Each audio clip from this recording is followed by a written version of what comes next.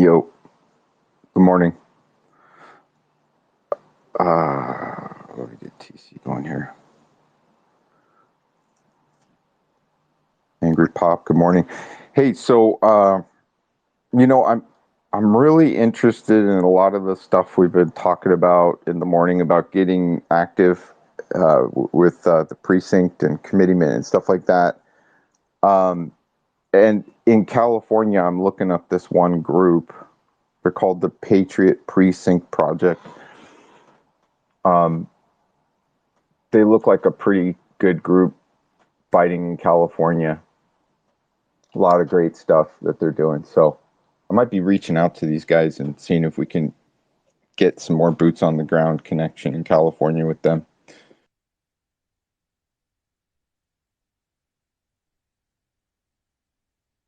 Good morning, everybody. How you doing, TC? Good to see you.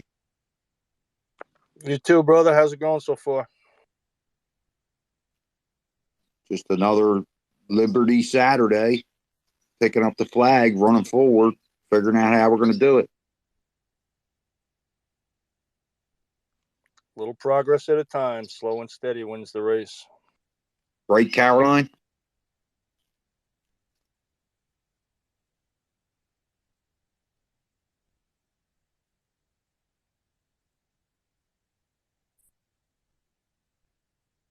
Well, so being a precinct captain or a leader is basically, the person who's going to be going out and handling their area. And the power in linking up with other people that are willing to do that, your coverage, everybody takes a certain area, and then the boots on the ground, becomes a movement. And, people can become a precinct captain, leader, or volunteer for this. So this is something that I'm going to try and do. I'm going to try and contact my local and see if I can get involved with them, because I don't have a lot of free time, but I'm here right now. We're talking, but there's other time when I could take some of that time and do some of the work on the ground there in my area. I think actually the easiest way to accomplish that would be to go to one of your county meetings. That would be like very first thing. This way they see your face. You can actually see the players, sit back and listen, watch. And then, most of them are available for questioning afterwards, and, who's in your particular district. And I'll tell you, Matt, MAGA, I specifically brought this up in a GOP meeting that I had on Wednesday night, this exact subject. Remember, in my particular county, the end of it, the N word, no matter what politician or candidate step forward, it's up to the chair.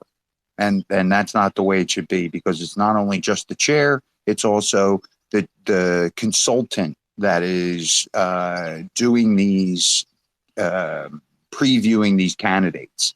And most of it's done behind a closed door, and it's a popularity contest. We need to take that out of it. And that's what the PCs will do. It will cleanse the process.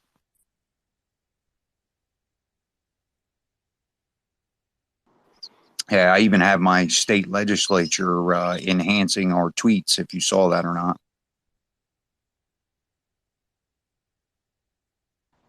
That's awesome. Yeah, that's what I was talking about with Christian Lamar yesterday morning about, a lot of people, if you think about it, like just an account on Twitter, and you make a tweet, and then you look at that tweet later and you go, wow, 100 people saw it. Like, wow, that wasn't very impactful. But your idea, your thoughts, what you were trying to say, actually, probably, if somebody laid their eyes on it, they would maybe agree or laugh or think it was really great what you tweeted. But nobody sees it because, it's just not getting out there. And that was kind of the thing, like uniting with Christian Lamar and helping him get seen and helping people understand what he's doing with censures and all this stuff. It's going to take a community. It's going to take everybody to jump on his tweets and retweet and branch him out and get his message seen. So it's a unified effort. If even that is doing something, and helping getting him seen or getting it out there. So, as one individual, the point is, as one individual, we might not have a lot of something behind us. Maybe we can't get our individual thoughts or tweets seen. But when we put our opinion into the political forum with somebody like Christian Lamar, you are being seen. Like he was saying, the media is looking, other people are looking. So your voice is kind of being heard there because there's a lot of views, So put your message there so that more people will see what you're trying to do or say. Caroline. Yeah, good afternoon, you guys. Yeah, I'm working. So I'm not going to stay on here too long, but you make really good points when you say put your tweet out there, and it's helping Christian Lamar with his community. Even more importantly, it's getting Christian Lamar's work ethic and what he is doing across the nation, because people in his community really do know what he's doing, and they're not entirely happy with it. The swamp rats are, but that's okay, because we're spreading his message all over the place, right? And that's the power of getting together and asking each other to go to my pinned tweet, please retweet my tweet. And that's what I've been doing. I mean, we have people are watching me like a hawk right now. I've got a lot of light on me, and I'm glad for that, because this means that I can get out my message and other people can learn how to fight back like I am. And so, yeah, it's really important that we get Christian's message out and we retweet and build from there. So I just wanted to come in and say good afternoon to you all. It's morning for Matt, afternoon for me. I'm going to be taking this late afternoon off, and then probably all of Sunday, because I need to recharge my batteries. And I just want to come in and support you guys. I retweeted the space, obviously, and I invited a couple people in the DM, and I'll be sitting here for a few minutes. Thanks, Matt. Oops, MAGA. Good morning, Marlon. I as far as I see, there's only one retweet, and it's mine. But anyways, thank you for the support, Caroline. If you do that, that'd be great. And then others, please retweet the space. But what I was trying to say about Christian Lamar too is that basically, it's I'm not in Arizona, but Arizona is doing good things. They're fighting a good fight. So as an American in another state, I want that model to spread. I want that to continue. Other states need to pull together in the same way and use those tools for success. So I'm here in California. I want my state to change. Well, it seems hopeless and helpless, but maybe if they can succeed and show a model that works in Arizona, well, guess what? We could do it here in California. So for me, it's all about promoting that, even if I'm not in that state. Marlon. So, Carolyn, to your point, and just having that interaction and letting them know about the PCs, they were all kind of scratching their heads going out of there. And I guarantee you, every person in that meeting is thinking about what I said to them and being able to cleanse that process. And the way that I laid it down is it would absolutely purify this political action the way that is being proceeded now. It will absolutely give the power back to the people and let them decide on the candidates. And I think that's the way it should go. My only fear with the censures is, Republicans or the GOP can do this, but others can use the same tools in the opposite direction. So, the one fear I have is that, yeah, we start doing this, it starts working, and then people take up that model and reverse it and start to do things to fight back. So, it's going to be a tit for tat here. It's a tug of war that's never ending, and it's gaining ground, losing ground, gaining it back. Everybody's fighting, and this fight has been going on forever, right? Between the parties and elections and all this stuff. Let's say hi to Angry Pop. Angry Pop, good morning. Good morning, guys. What I've come to find out in the last couple of years is the vast majority of people believe in the lie of democracy in America so much, and they've been denied the truth. Our constitutions clearly state that a free government, Republican in form, is our form of government. And they've been teaching everybody for decades that America is a democracy, and it is not. It's never been a democracy. And I have shown this to people around the community that it's written in the Constitution, and they didn't realize because they had never read it themselves, and they didn't never learn this. And they said, well, why are they calling it a democracy? I said, well, because the Republicans and the Democrats co-conspired to hide the truth.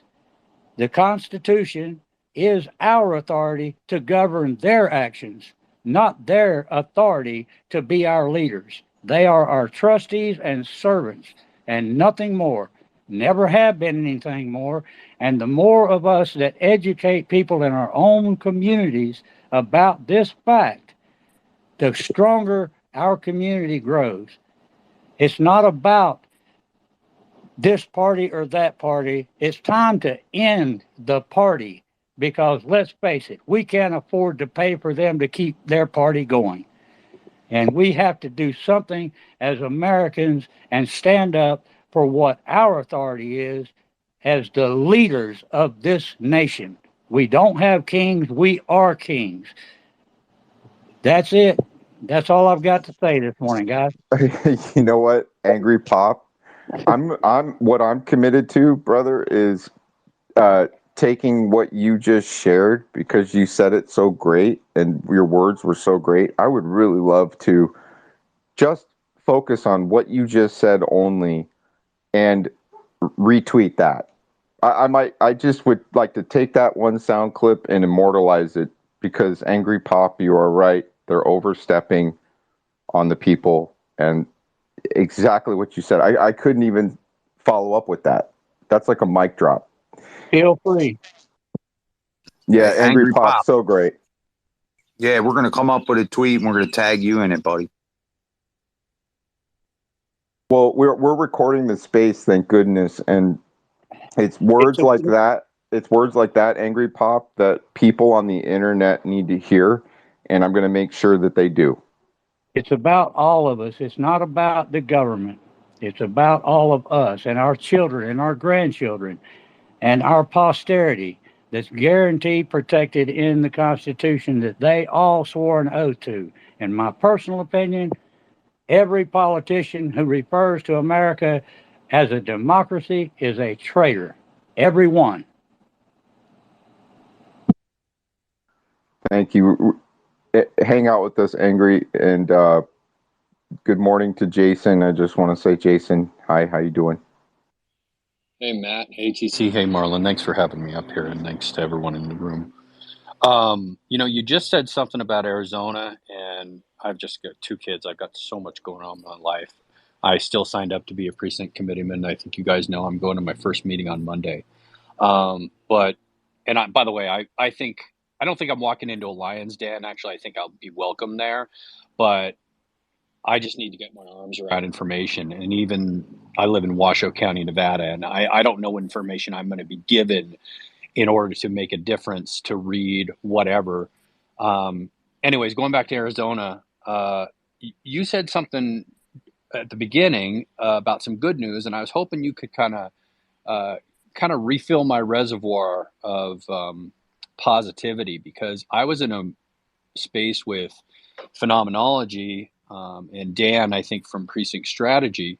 And I always love those spaces, but he gave some incredibly disheartening news about Arizona, and that 2/3 of those precinct Republican committeeman seats are left unfilled, which just, I'm dumbfounded by that. Okay.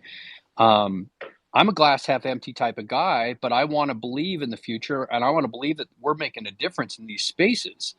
And I'm blown away that people are not making a difference specifically in that state. So I'm just going to land it there briefly. And I was hoping you could just, refill my reservoir of positivity on Arizona, because I don't see it right now. Can I ask you real quick? You're in Nevada, correct?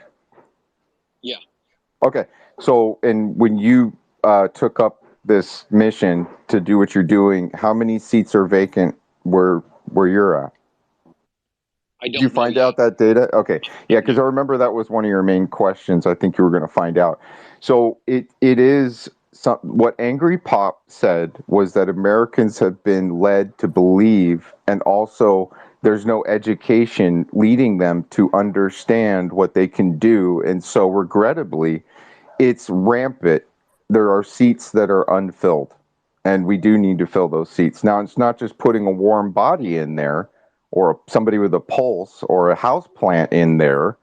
We need to have people that actually are like you, Jason. And God bless you for going down this road. And really, I know you from the day I met you. Your heart is good, your intentions are pure, and I will do everything in my power to promote you in any way on your journey, because it's people like you that need to fill those seats. It's people like Marlon that need to fill those seats. And Marlon has his hand up. And Marlon, maybe you can touch on his comments about Arizona, and we'll keep discussing that. And I think Caroline might have maybe some input too, but I have my thoughts on it. But let's hear from Marlon. So Jason, I have the same problem in New Jersey. Back when 22 happened, there was only 45% of our precinct committee's seats filled. When I went into the meeting on Wednesday night, they told me that now 70 out of 78 seats are filled, and that's a great accomplishment to have that majority in there, because depending on your county, the reason that it's a detriment to me is because they have mirrored, in my particular county, Gloucester County, New Jersey, they have mirrored another Democratic Party. Now, both of these parties have been running for decades under the Democratic rule. So now we see that the laws that they were amended in the Constitution for the Republican Party in New Jersey, they've amended this to take that power away from the PCs and only give it to the chair. So us just starting to fill those seats, we have to come up with a plan to be able, in my particular county, you need to come up with a plan to change that amendment. And that's what I'm eroding underneath of the split GOP right now. And in fact, my GOP members that I was at in Wednesday night, they also want me to be the mediator between these two split parties. I'm hoping I can be impactful enough. What do you think, Jay? Well, I hope you can too. Look, I'm going to tell everyone in this room, I have no problem being candid and humble. I don't know what I'm going into. And I think the information that I have from Washoe County website is limited at the moment. Now, again, I've got a busy life with 2 children, and I need to do some more groundwork, and it's just crazy, but I'm going to do it. But I certainly want to go to that meeting, see what I see, meet who I meet, and just kind of get a baseline, because I need that baseline to understand and start moving forward. So that's encouraging to me, but I will say there's a parallel again to what Dan I think it's Dan from precinctstrategy.com mentioned, and is that those people don't want change, which is why they set up those roadblocks, right? Which is why they put that hierarchy in place, and which is why we need patriots like you, like me, to learn the system, to get back to what it was originally made for, and get those roadblocks out of the way. Those, I'll tell you right now. By the way, Matt, I really appreciate those kind comments. I do believe I have a kind heart. I believe everyone in this room has a kind heart. These people, and it's a hard thing for me to understand. I don't understand it because I have a character flaw where I project my own thoughts, my own feelings, my own beliefs onto other people, thinking that they might be good, right? I have a lust for truth. But the fact is that these people that seek these seats, they have a lust for power. And it's almost impossible for me to bridge that gap. So anyways, I'll land it there briefly. So quickly, thanks for letting me step in, Mag. Quickly, and then we'll go to TC. If we don't try to make the change will never happen, right? So if I don't go in and start speaking like I'm speaking, the people that are involved in the GOP are not going to realize on the power that they lost. Right, we just forgotten this power. We've and they've done things to describe or I should say, try and take your attention away from that power. right? This is what we need to do. We need to get the power back in our hands. In fact, Jason, the very first thing when I would go in that meeting, I would find out who the executive board is in your county or township. And, that's where it starts is finding out those key players. And then once you start unraveling and unpeeling the onion, it's going to smell each different layer that you get down. And then you're going to find out how they're funded. And then you're going to find out who's involved in that state legislature. Even to that point, Dan is he must know somebody. He must have heard something. So, this is the action. So find out the executive board and start there. Can I just step in really quick, Marlon? And I see TC, you have a hand up. I don't want to take your place, but just really quick, Marlon, when you first went to your meeting, did you find people that you could implicitly trust in your gut? Thanks. There's a handful of them, and I'll tell you how it's actually developed over years. My parents were they were president and chair of the Republican Party in that town for 20 years. So I have had a little bit of a pavement to be able to go that they laid out for me. I still know a lot of the players that are playing. So when, there was some nefarious things done in the primary, and these are the things that really the liaison that they put me up to do this on Monday night. These are the things I'm going to be speaking about. If they would have just followed the handbook, because in past generations, brother, there has been people that have been down this same route. That's why they make those bylaws. That's why they're not following the bylaws. They've taken them aside, put them to the side, and they don't want to tell the people how to fix it. If they would have followed the bylaws, they would not be in the situation that they're in right now with a split GOP party. Remember, it's United States, right? Whoever comes out of the primary, you should have seen the mudslinging. I'll have to try and post some of them in the pill of these texts from both sides of the same party. It tore them down. It was despicable. I'll have to look back and see if I can retrieve some. Yeah, Jay. Yeah, so real quick, Jason, first of all, I want to thank you and commend you on your commitment to becoming a PC and getting involved. And it also relieved me a little bit that you're going into it unassuming. And I kind of made that mistake about 10 years ago. And I said, oh, well, I'm at a GOP function. I'm going to get to, make some connections, this, that. And I walked out of that room and I said, oh, my God, we're already infested. So, yeah, the best strategy, and I'm sure you know it, is just kind of mingle around, lay back, let them reveal who's who, what their positions are, and they'll show themselves in their motives. Yeah, I'm not going to go in there guns blazing. I'm going to do exactly as you said, lay low, get that baseline view and be strategic about this. So thanks. Well, here's the better part, Jason. If you didn't have this space to go into and actually talk about these things that you're actually doing in your community, I'm hoping even just a little bit of the information that we're relaying today actually helps. Oh, 100%. I wanted to wait to let TC, talk, and I'm hoping that, everyone, including Matt and the co-hosts, TC, Mac, and Marlon, I can call on you, and I want to come in. See, I want to go to these meetings, and I want to come back to these spaces, and I just hope that, people will hear about my journey, and I want to educate them, and I want to be able to call on you and maybe even DM you and ask for your guidance.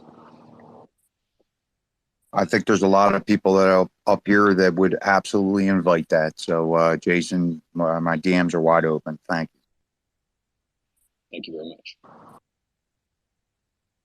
Well, we've had lots of talks with people like Christian Lamar, Nate Kane, other people, but people like you, Jason, and people like Marlon and Precinct committee members or people that are actually doing that work, we should be having conversations with those people statewide. So I don't just invite, just people that are running for different positions in House or the Senate.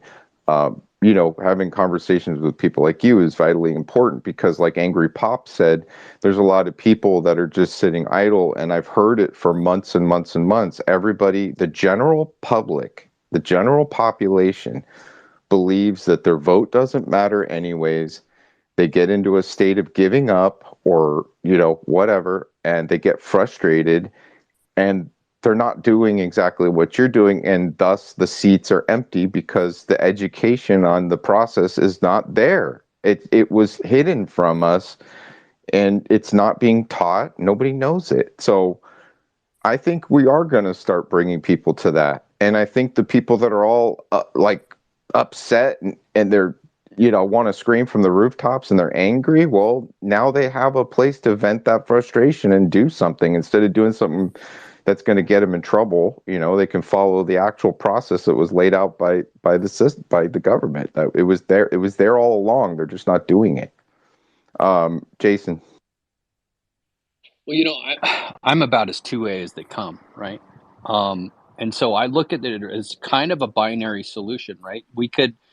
No one wants this to devolve where you have to use the 2A to reclaim our country, right? Bottom line, that's it. And so I probably was one of those guys at one point was like, my vote's not counting. I've been very focused on politics for the last 10 years and macroeconomics and everything going on in this world. And just listening to these spaces made me believe that I can try to make a difference, right? And that's what I'm going to do, because I don't want to have to see what might happen if this country falls. So I think that our votes can matter. I think becoming a precinct committeeman is the least that I can do to try and make a difference. That's it. Well, what you said was so important, Jason. You said it took years for you to come to this place. The journey, like when somebody starts this, when does it start? When do you wake up? When do you figure it out? I mean, for everybody it's different. And like, let's say somebody decides to be born again. They get baptized again. They got the fire of God in their heart. They want to yell it from the rooftops. They're full of energy. They're going to go to every door, and every person they meet, they're going to share their love of God and the experience in their heart that they feel, right? And then over time, they're going to be attacked. There's going to be things they're going to learn. They're going to meditate on it, and they're going to change their delivery. And people are going to evolve into what they've learned or where they're at. So I'm just saying everybody's time is different, and your time is now. And don't look back at, well, it took you a long time to get here, but reflect on what those feelings you had are the predominant feelings that a lot of people are feeling, but they never get to the part where you're at. They just keep feeling that stuff, and they don't have anybody lay out or even give them the premise to begin what you're doing. So what I'm saying is, you were once frustrated. You might be frustrated again, but at least you're doing what you believe you can do to make a difference. And you're not just sitting there saying, well, I just give up. My vote doesn't matter anyway, so just forget it. So 100%. Thank you. Yeah, I don't know when people are like, for me, I woke up a little bit late because I too, my whole life, my dad watched the news. I didn't like politics. I didn't like the news. I didn't really think presidents mattered. Yeah, I saw them on the news. They were doing stuff. It didn't concern me. Then when I got out of, running my own thing, it didn't really hit me because the economy was something that a youngster could actually manage and do okay. I could live off less than $20 a day, but now it's a whole different platform. And now as an adult, now I realize, man, my dad was onto something. I should have been paying attention way, way sooner. But I just, again, like the general population, I was asleep. I didn't understand. I didn't think my vote mattered. I didn't think there was anything that me as a person could actually do. And I think a lot of people live the majority, if not their whole life, that way. So it's a shame. It is. It's a shame that I wasted so much of my time too, Jason. So I really appreciate you doing the work. I appreciate your spaces. I appreciate everyone in this room, and I appreciate you, Matt, TC, Marlon, co-hosting these spaces. Truly. Thank you. I mean, there's times, Jason, when I feel shame that I waited so long. Okay. There's a tremendous amount of shame there. So I'm dealing with that and doing the best I can now moving forward and not waste, because I know time is short. I'm not going to be around. I might not be able to do this. I have what little energy and heart and spirit I have left in me before I pass, right? So I have to make every second, every day, put my heart out there, try to have people jump on, get on mission, make sure that we're working towards a goal, which is to take the country in a place that we know that the children that come after us are going to have a place and they're going to be safe. And I can rest with that. I can sleep with that. I can't sleep with the alternative. Just can't. If I, like you would think to yourself, ultimately, you would feel shame. So I don't want to feel that. I want to feel proud that we did everything we could do while we were here. Well said. Yeah, I can't say it any better. And, it goes without saying that your life changes when you have children. And everything I do is for my children and everyone's children's children. And I would feel shame, but not on my watch. And that I'll do everything I can, not on my watch, to make a difference. I just want to jump in right quick for those that are saying, I'm ashamed that it took me so long. That's part of it. It's okay. Failure, so to speak, is okay. It's part of our learning. If we succeeded in everything, it gives us our direction. So while I understand the premise of I'm ashamed, it's okay. We all did. We all are. We all have different areas that we're learning in. That don't beat yourself up, I guess is what I'm trying to say. That's all. Well, glad to meet you. We're going to go to Angry Pop, and you can hang out with us, please. Angry Pop. Guys, I don't know if any of you are familiar with the maxims of law. They're the universally accepted truth of the law. And it's how our entire justice system was formed and created by. And one of the maxims of law is that really stands out is 51Q. It says a frequent recurrence to fundamental principles and a firm adherence to justice, virtue, and original law are indispensably necessary to preserve the blessings of liberty and good government. That is exclusively an American maxim. It's what sets America apart from all other nations of the world. And our original law is our constitutions. All 51 of them. Every state has a constitution, and the United States has a constitution. These are trust contracts with those people we elect to be our trustees and servants for the common good of all of us. So we all have to back up and re-educate ourselves outside of the way that they educated us to accept the authority of government. We are the authority of government, and we have to learn this. We have to get this lesson taught. My grandsons understand this at the age of 8 and 9, whenever I was reading it to them. And they agreed that it made more sense because government shouldn't be doing what they're doing. It's wrong. So, I mean, they know right from wrong. They've got God in their life, and they know. So, I'm just trying to get people to wake up and realize. Another of those is obedience makes government, not the name by which it's called. And that's a common law maxim in America. 51C. And 51B, the government is subject to the law, for the law makes the government. So returning to our original law is our most peaceful way forward to avoid the necessity of using the Second Amendment as an answer to this tyranny taking place. So, I mean, it's hard. It's hard to explain everything. I've been reading a lot and trying to understand where things went wrong. I know where a lot of it took place, the illegal actions, and to Mr. Mack earlier, you were saying something about the committees that you're going to talk to and everything, and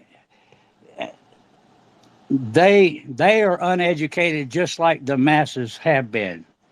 And whenever you bring these types of things up in those groups that you're going to be talking to, it will help them understand where things went wrong.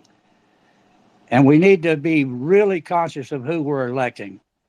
The guy that runs the most commercials is not the guy representing the people, I assure you. It's the guy that don't have the backing. It's the guy that don't have the finances. It's the guy from the community that a few people know really well and other people are getting to know. These are the people that represent America because they're American. You know, so we got to be conscious about who we're voting for. Find out who the people are. You know, if we keep voting for lawyers, we keep the deception going. We don't need lawyers. We need people that work for a living, representing the rest of us that work for a living. Those committee rules that they put in and House rules that they go by break what is written in the law is their form that they're supposed to be going by. They write these House rules to skirt around and usurp the authority of law. And they've been going on at it for so long. New members of whatever state government, federal government come in and they're explaining these new rules that they have to abide by, but it's not within the realm of the law. So the more people that learn this going in, they can say, no, that rule violates the law. We have to abide by the law if we expect the people to abide by the law. So, okay, I'll let you guys carry on. That's great, Angry Pop. I didn't want to interrupt you any further. I think when I think back as far as when and where it went wrong, we can go back to the Patriot Act. We can go even farther back than that. But we're trading our freedoms and our rights for safety, under the guise of for safety or security. National security seems to be the thing that trumps and passes these things through quickly without a second glance. National security, sure, yeah, I'm on board. Go ahead, pass that bill, pass that law. And it just basically is now being used. It's an advanced process of releasing bills and injecting laws that are taking away freedoms in the middle of the night, and we're completely unaware. Pop. Furthermore, we didn't have a choice. So I'm going to land it there. Well, where it really got out of hand was in the 1980s, whenever they gave themselves permission to write an omnibus bill that very few could even go through all of it before they voted on it. And then they continued to use omnibus legislation to sneak in so much behind the scenes that nobody ever discussed. That's not the form and for which they are supposed to be debating each bill as a standalone bill. So, yeah, the corruption has run deep a lot of years, you know, so. let's go to TC and then Marlon. So yeah, Angry Pop, thanks for the follow back, and just to keep a scorecard, you're 2 for 2 in the mic drop department.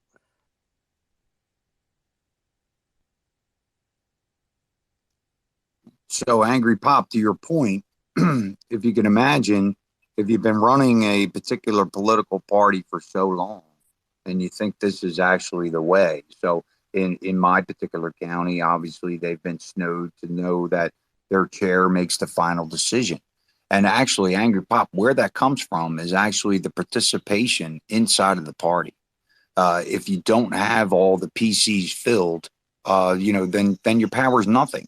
So they have to realize that they have to put the majority back in the participation, and then it can be much more impactful. But like in my particular case, back in October, there was only 45% of the precinct committee's seats filled. Now there's 90% of them filled. So I do see this enlightenment coming, and that's exactly why I brought it up on Wednesday.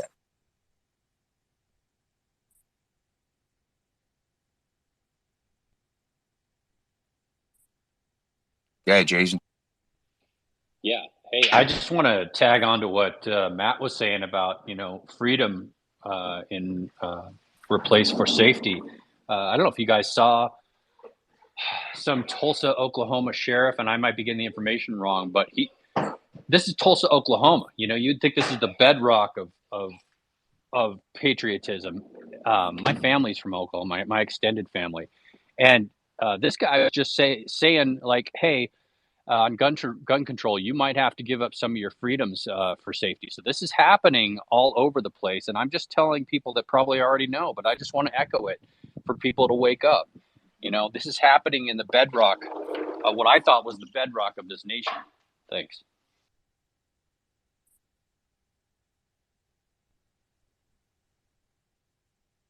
Morning, Iceman. How you doing? Good morning, Matt.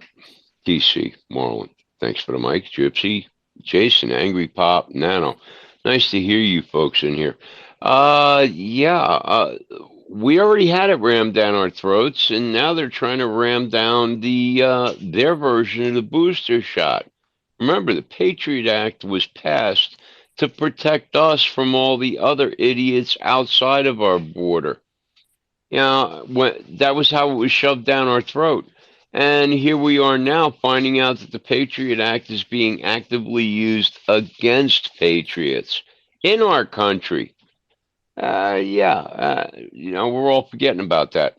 And I hate to be the real black pill on this. Don't forget, we still have that friggin' Restrict Act hanging around over our heads. I still can't believe that hasn't actually been killed in Congress or killed in committee. 25, 30 years ago, somebody brought that up. They would have been ridden out of the Congress on a rail naked or actually tarred and feathered.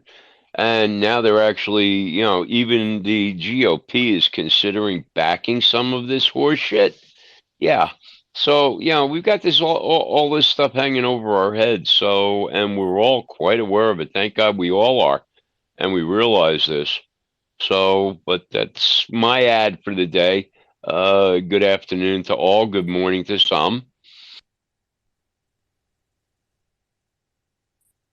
Thanks, Ice. Gypsy, how you doing, Gypsy? Haven't heard from you. Good morning. Hey, How was Friday? Flirty Friday was pretty fun. Flirty Friday was great. Flirty Friday, Fight Friday, Frisky Friday, Free the People Friday, all of that. But happy Saturday. Happy Saturday to everyone. Angry Pop, I just want to let you know, and hello TC, Marlon, Ice, and everyone here. Angry Pop, I gave you a follow. I love what you have to say. These criminals, they've hijacked our Constitution, our DOJ, our FBI, our DAs, anything and everything. They've hijacked it. So yeah, I agree with not putting lawyers in this position because they just want to finagle their way into taking more of our freedoms away. And Iceman, I agree that Restrict Act, I can't believe it's not killed either. But you know what? Guess what? I do believe it because that's how they roll and that's how they continue to roll. And I see that in the Durham thing that I witnessed this weekend and everything, or this week. It's the same old song and dance. But you know what? We're waking up. We're waking up. We're educating ourselves, and we are gearing up. We're gonna get it, y'all. Happy Saturday. Well, hey, Gypsy, I just want to say hello to you, number one. But number two, you did get to meet Scott, and you were in a room about this early action vote. And what I want to say is that, even though Scott has come to my state legislature and exposed this technical way that we should be producing, our early action votes, even our own Republicans are still saying that they want us only to vote on that day. That is a mistake. That I've seen the light through Scott, and actually we need to use the same tools that they laid down to use against them. And I think Scott is definitely on the prowl, and he's exposing a lot of different state legislatures to this. But even Carrie Lake said the other day that, oh, we want that same day voting. This is the mentality that we have to lose. Yes, Marlon, you're right. In meeting with Scott Pressler, the vote that they're having for the governor, Republican Party is going for our Attorney General, which is Jeff Landry. What's going on in that situation? The voting for that day is one of the biggest SEC LSU football game days. No one is going to show up. They are banking on that. That's what they want. They do this, and then they pass these small local elections. They do that in the same regard as well. So they don't want the help. They don't want the help is all I have to say. Same old song and dance. So that's the reason I brought it up with Jason, because Jason is about to make that step into his PC role and understand that even though, hey, this other data system works with this early action vote, but they don't want it to come out like that, Jason. Marlon, I'm glad you brought that up. I want to dig down a little bit more with you on this and just get opinions from everyone, because in addition to the divide, whether candidate divide, whether it's between Trump and DeSantis or whoever, they're trying to split us up in that regard. I am noticing a great divide, a huge divide between the narrative of in-day voting and what Scott Pressler is doing. For example, no disrespect against Phenom, but phenomenology, she is 100% for in-day voting. And I see a challenge in that, to where what happened in Maricopa could be multiplied across all the important states. And then the other problem that might arise from what Scott is doing is what Phenom is saying, is that, they have the data to make the numbers, make up the numbers when that data comes in preliminarily. If I hope I'm making sense. So can we talk about that a little bit? Because I'm worried about that divide, that people are just going to not really be in consensus about what to do, whether it's early voting or in day. Thanks. Matt, you mind if I jump in on that? Yeah, please. So, this one day vote. Okay, I understand that they've had a concern in the past, but what Scott has brought to the table is he's shown the data that it works. So if you have the other party that is constantly way ahead of the game, don't you think we should join in and use that same game? So I'm not hearing this rhetoric out of my GOP. They are still stuck on the same day voting, and I do not agree with it. Yeah, and to be honest, I'm still trying to make up my mind. All I have is the data from these spaces and what I can seek out on the internet. Now, to be fair, I went and saw Scott speak on February 11th. I'm in full support of what he does. I'm just pointing out that both Phenom and both Scott, if we just want to divide it along those lines, both of those are not 100% solutions. Again, Same day voting, they could pull off what Maricopa did in various counties and various precincts, right? That's my belief. That's my practical understanding. And then again, if you listen to phenomenology, she wants in-day voting because the data that comes in from these early votes or ballot harvesting, whatever you want to call it, the opposition gets that information, and then through fraud or whatever else, they are able to, make up the numbers so that they squeak by, and just like they did in 2022 and 2020. Thanks.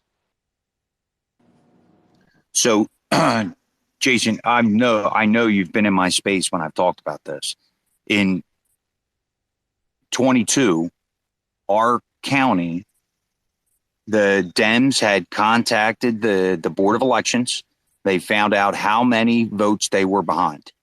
And what they did was they manufactured mail-in votes throughout the two biggest towns that okay, I'm sorry, let me back up, and I'm sorry for confusing you. The voter roll is actually the concrete foundation of our electoral system. If you are able to manipulate the voter roll, you win.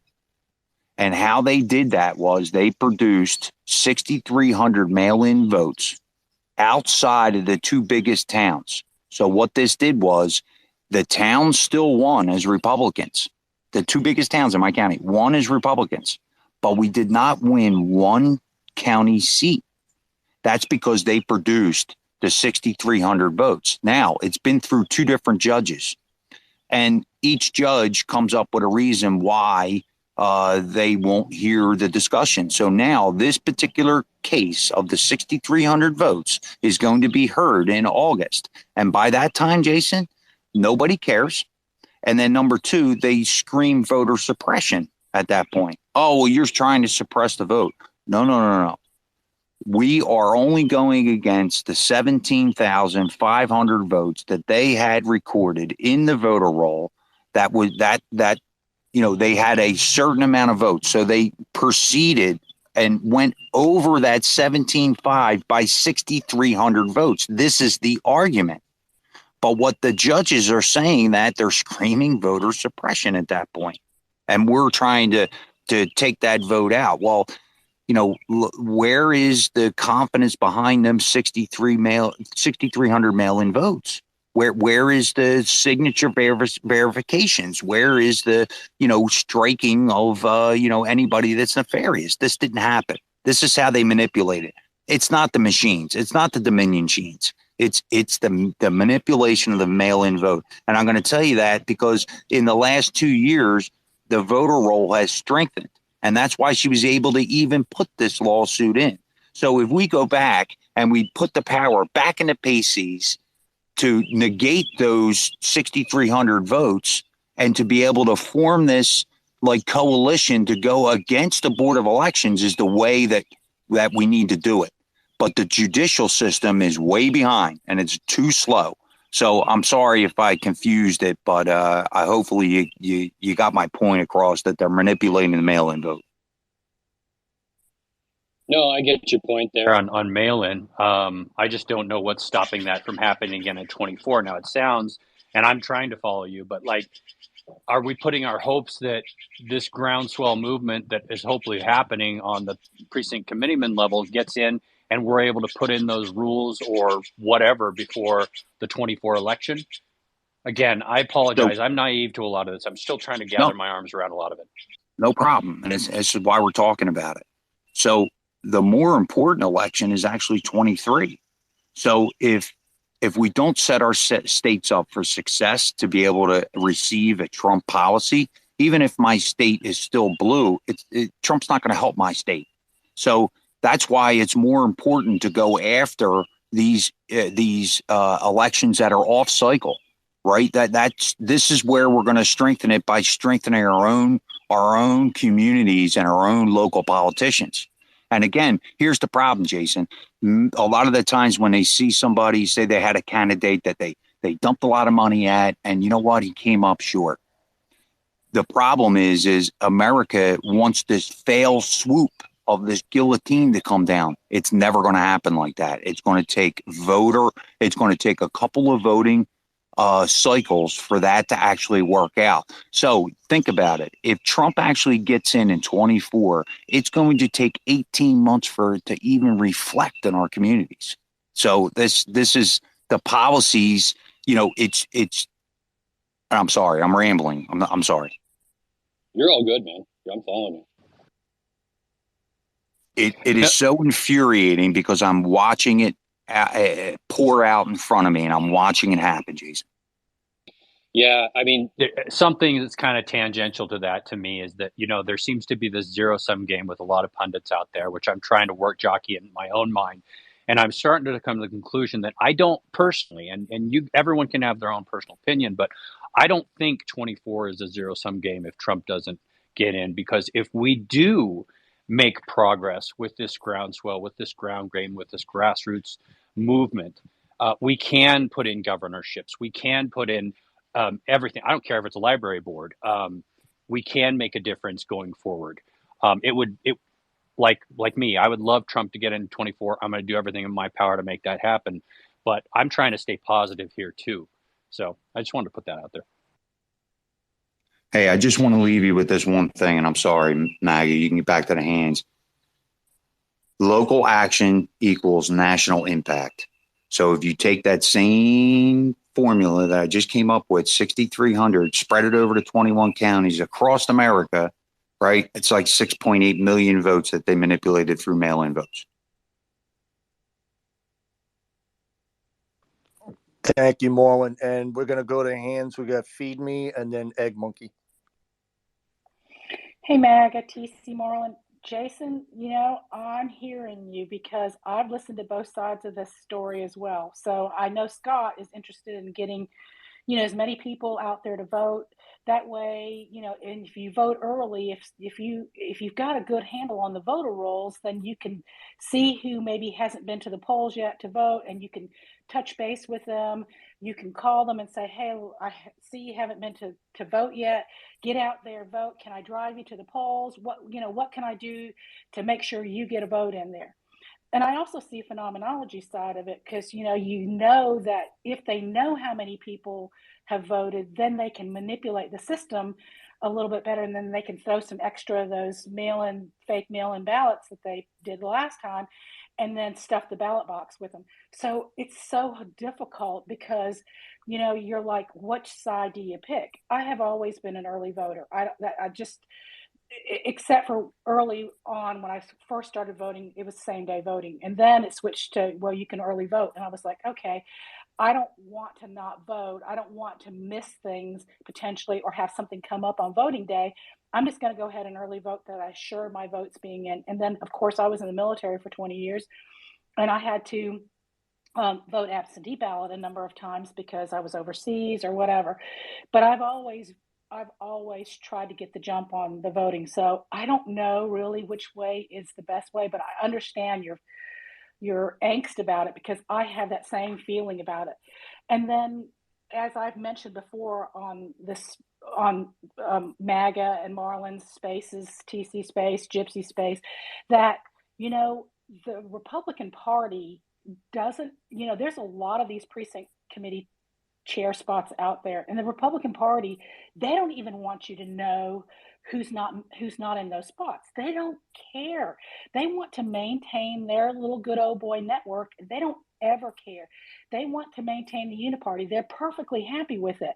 So, it's tough to break in. I struggle because I know something needs to be done in a big kind of way, and then the legal system doesn't seem to be on our side. I mean, there's a lot of the legal system is stacked with bad people that have gotten into those positions that they are perfectly happy with things the way they are. I mean, the Mark Eliases of this world would love for you never to have a vote that counts for you. So, I don't know. I feel very I feel very unhappy about the whole thing, and I don't want to be blackpilled about it. But some days I wake up and I'm like, what can we do about this? But thank goodness for MagaMission. I think it's really, I mean, I think it's a very helpful start on maybe getting our world back again where you can trust the vote. I certainly hope so, because this constitutional republic is not going to stand if we can't even trust the fact that our election system is a fair one. And I'll just land it there.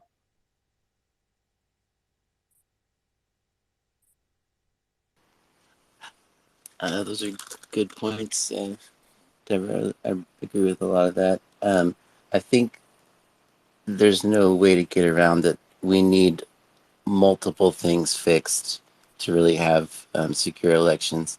So I think the precinct, acting at your precinct level and putting pressure at the local level seems like the best way to actually change our voting systems to be, if we can, paper ballot, hand counted in the precinct. Because how they changed precinct level voting to large vote center voting, where you can vote at any place, even if it's not in your precinct, that centralizes all that counting and makes it so it's only one place needs to be attacked to basically steal votes in that whole area.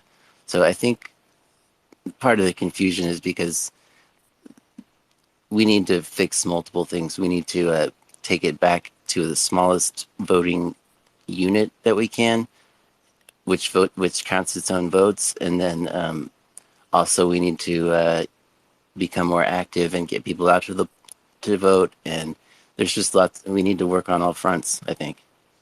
So that's kind of my thoughts. I mainly follow Phenomenology's thought process on this. I do think that hand-counted paper ballots is the best secure way to do it, but there's other problems too, for sure. And I appreciate what Scott's doing, absolutely. So that's my thoughts.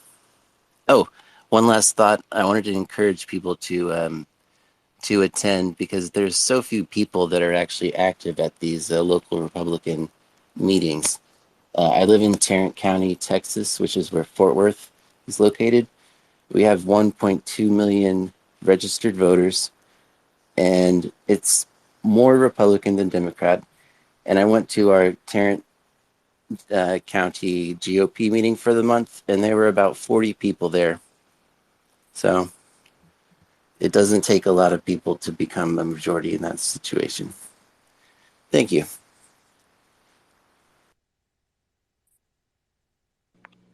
Excellent point, Egg. Thank you. And Marlon, you have your hand up? So to Feed Me's point, they don't want you out okay, so let me back up. They don't want us as Republicans or independents knocking on Democrats' doors, because what the GOP has told their base or the constituents that, oh, if you knock on their door and start talking, you're going to rile them up to go out and vote the other way, because you're out there stoking the fire. We want them Democrats to stay home. This is the mentality.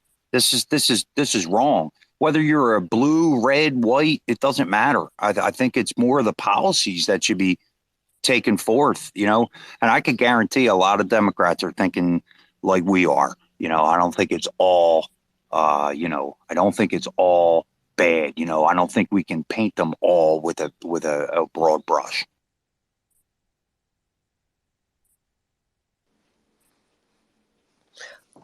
I would agree that we cannot paint them with a broad brush. I'm going to go back to, I know this is going to sound terribly simplistic, but we are so ignorant in our constitutions.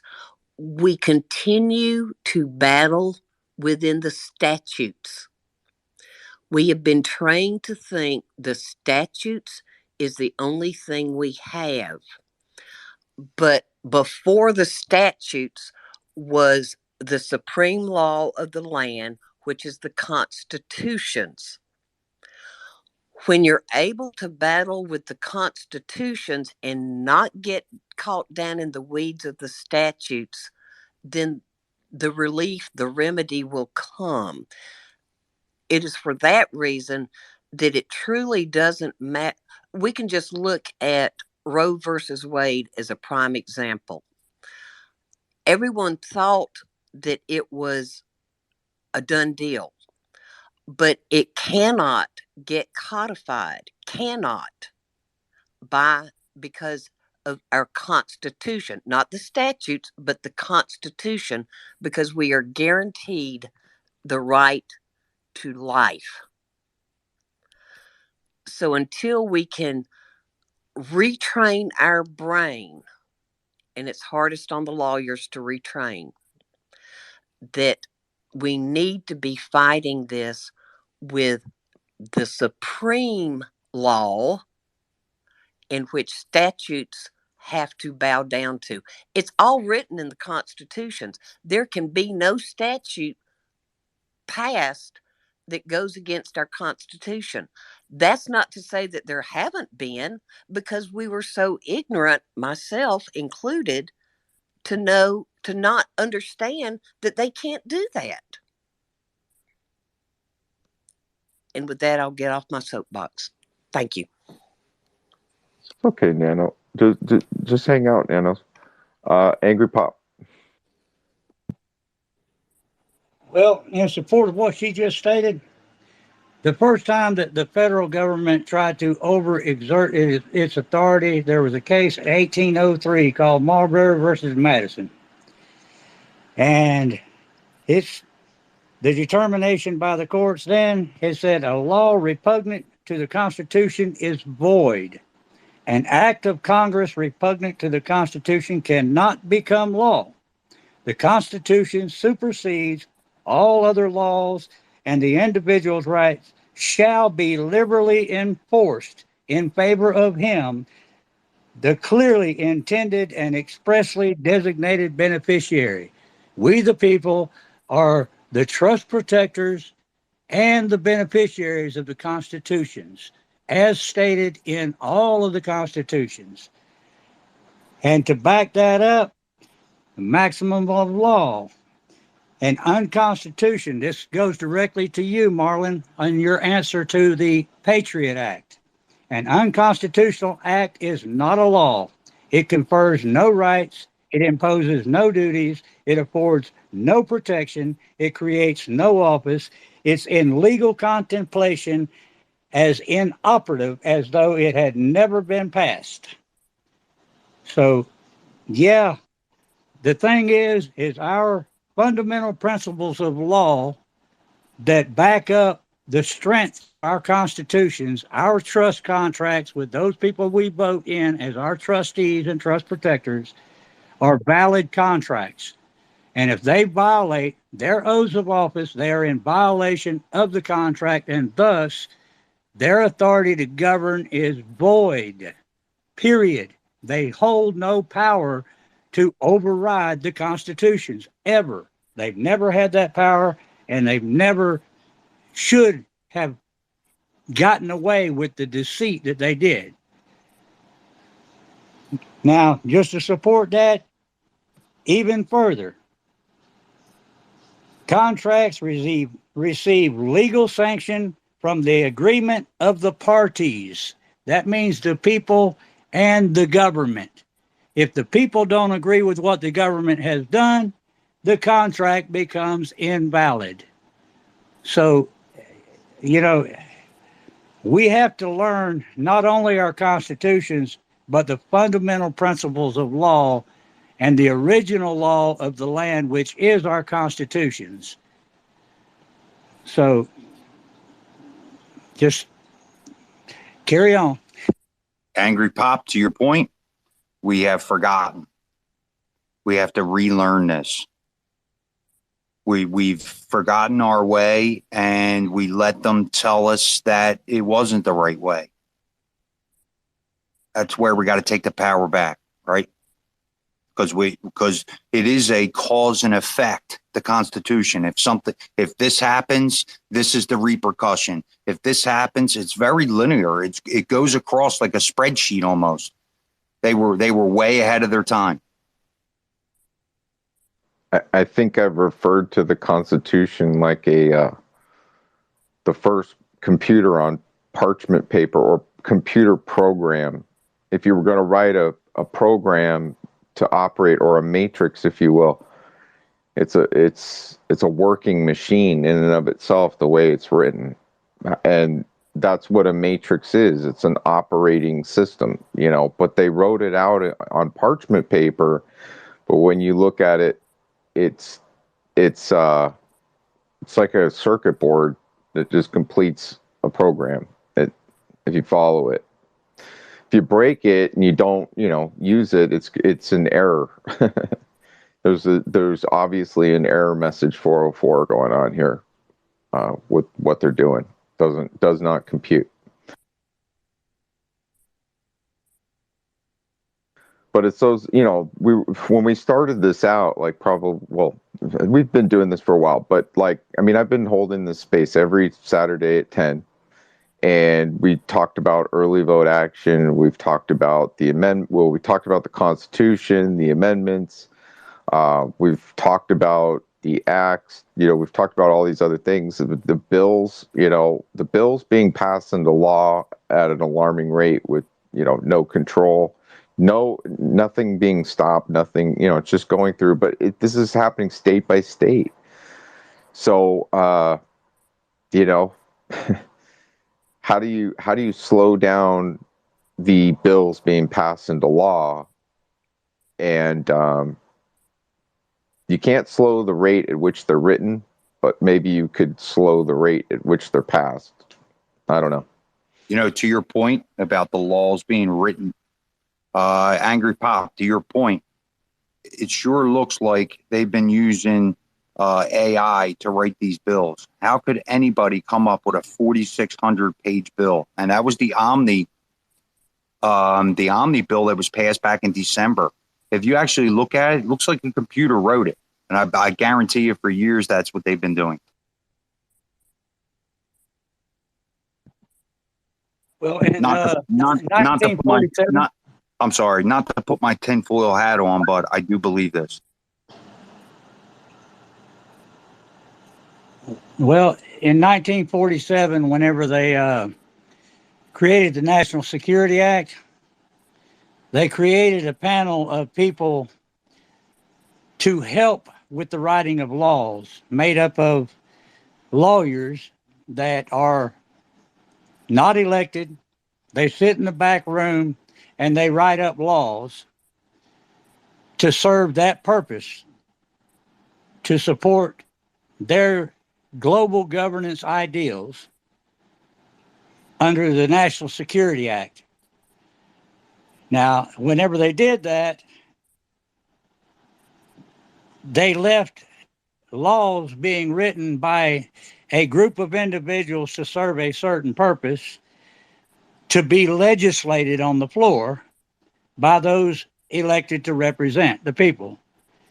They would pick and choose certain representatives to introduce this bill onto the floor that was not written by the representatives. It was just sponsored by the representatives, and it became the norm and the practice. And none of us were made aware of this. Why? Because they hid it under the shield of national security. So they have been illegally writing bills of law and imposing them against we the people under a statutory precedent.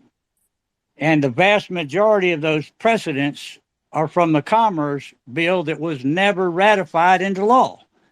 So, the fraud started a long time ago, and they've just built on that. Oh, shit. I'm sorry. I hit it by accident. Angry Pop said, please go again. Okay. Well, they built on that same fraudulent action for decades, and it goes way back into the early 1900s and even before. But with what they did, they perpetrated this fraud in order to promote democracy around the world. It was their mission to create a facsimile of freedom under the guise of democracy. And most people don't realize that the reason they've been selling democracy for so long in this country is they confuse people into believing that a democracy is a good thing.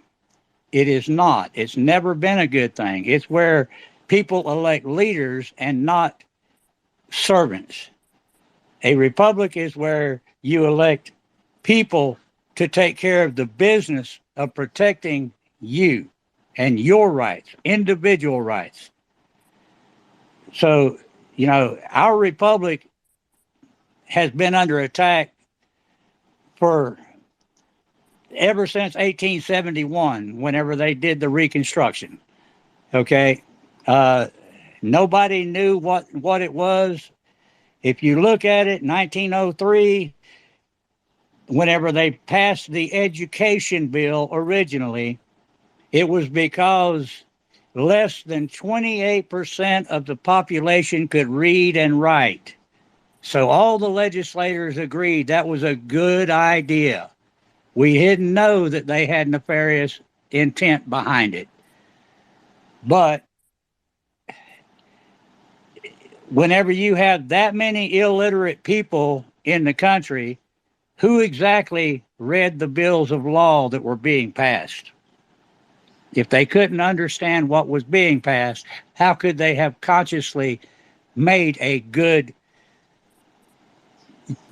idea and choice behind their vote? The law expressly states that where careful consideration is not used whenever they're passing a law, after careful consideration, it should be nullified and removed.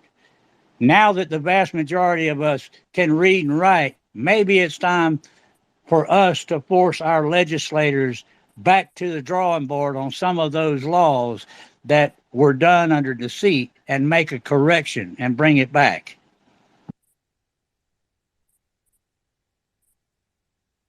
I believe when you were talking about a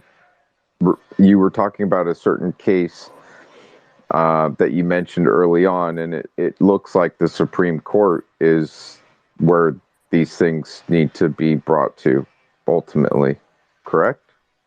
Am I off base there? Ultimately, yes, and challenging the Supreme Court on their authority. You have to remember our Supreme Court is the third branch of government that we designed to be our trust protector when we don't have time to notice what's happening. They're supposed to be protecting the authority of our Constitution and our rights. How many people actually have read their constitutions about the limitations of government? The bulk of the writings in the constitutions expressly tell the government what they cannot do ever.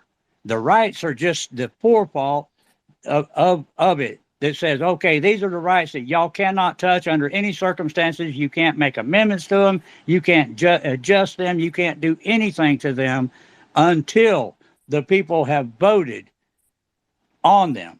So no amendment to the Constitution can be put in without the will of the people. So, whenever they adjusted certain amendments, such as the 11th Amendment, that was solely done by the Second Congress. It never went to public vote.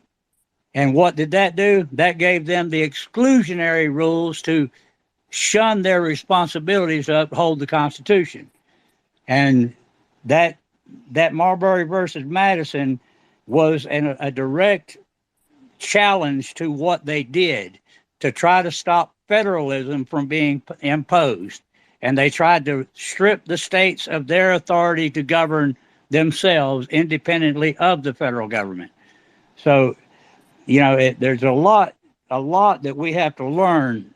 You know, I didn't finish high school. Okay. So I'm not an educated man, but I do know how to read and comprehend. So, it's one of those things that we all have to start taking the time to do to preserve this constitutional republic for the future of mankind.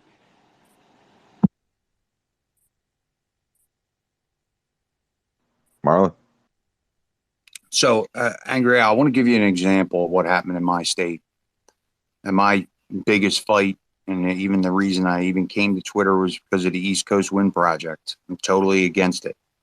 But what my state did back in February was they put forth a law to be able to go in and supersede the towns. And this particular company needed the New Jersey state legislature to change the law because the particular city was not a game for giving them the land that they needed to complete this project, this East Coast Wind Project. So what Murphy did was he collected his state legislature to go in and form a law that would give them priority over the cities. So now what they did was they pushed this legislation through, and Al, I'm going to go back and actually get the actual name of it. I'm sorry, I'm drawing a blank. But what it did was it gave the ability of the state legislature, gave the ability of everything that happens in this state is actually done by a New Jersey Utility Authority panel. It's only a panel of 5 people. So what they did was they went down and they took the land from Ocean City, and they're up in arms about it. But this legislation was pushed through in February in 10 business days. Nothing gets done in 10 business days in our state legislature. So for them to go in, take, number one, the voice of the people in Ocean City, New Jersey, they took those people's votes and they threw them away. The city has no bearing, has no authority to stop them because the utility authority has now the state legislature power in my state. So you want to talk about treasonous acts and not following the Constitution. Nobody's enforcing it is the problem. Go ahead, Bob.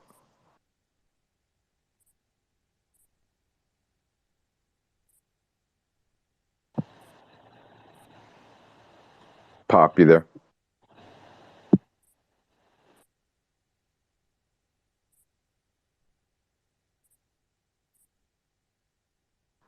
Well, we can't hear you, Pop. Or maybe Marlon, mic check. No, I can't hear him. I got nothing. Okay. Well, Angry Pop, we're going to drop you down and bring you back up. So just in the piece that I just laid out, what my state legislature did is in giving power to a utility authority, it's not constitutional. And where is the retribution from it?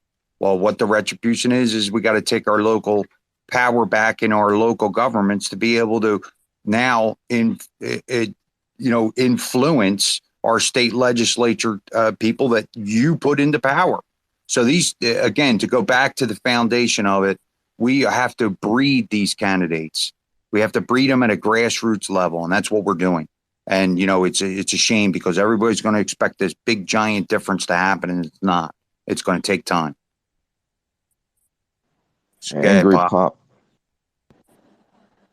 You can challenge that authority they gave themselves big time under Marbury versus Madison because they have dismissed your state constitution as well as the United States Constitution's authority.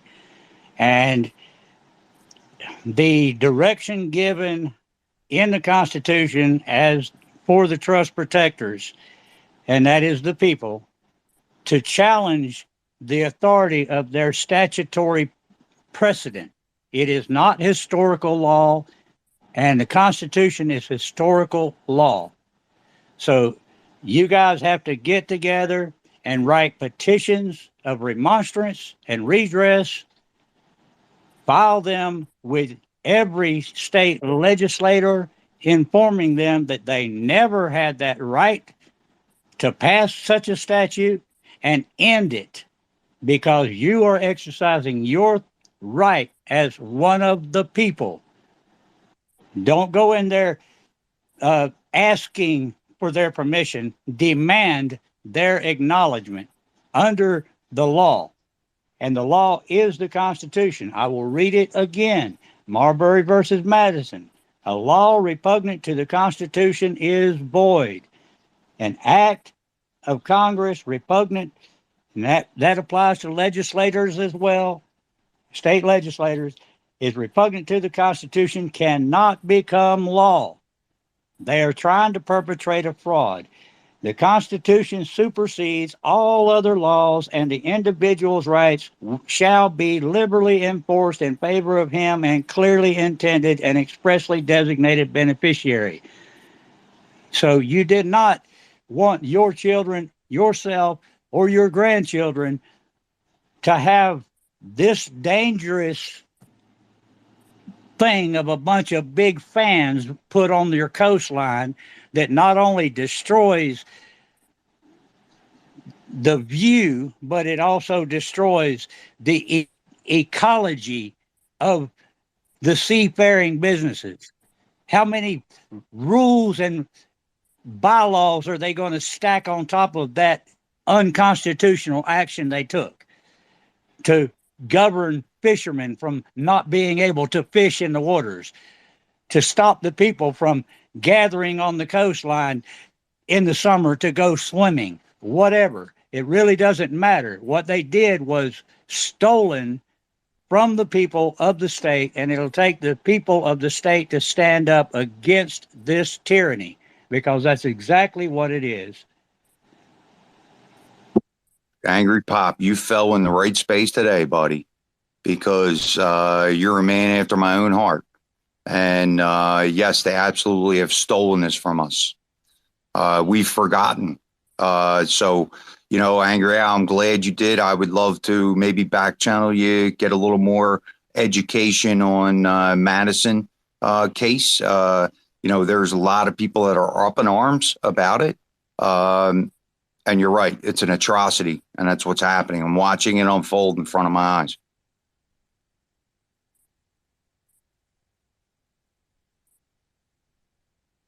So thank you.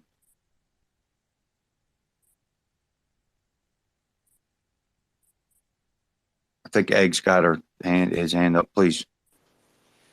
Oh, thanks. I wanted to ask a constitutional question to everyone, because I've been looking at these organizations called metropolitan planning organizations, which are federally, they're derived from federal law, but their members are local cities and counties, and then they have a sort of board appointed by those entities, and then they make planning decisions for the whole area.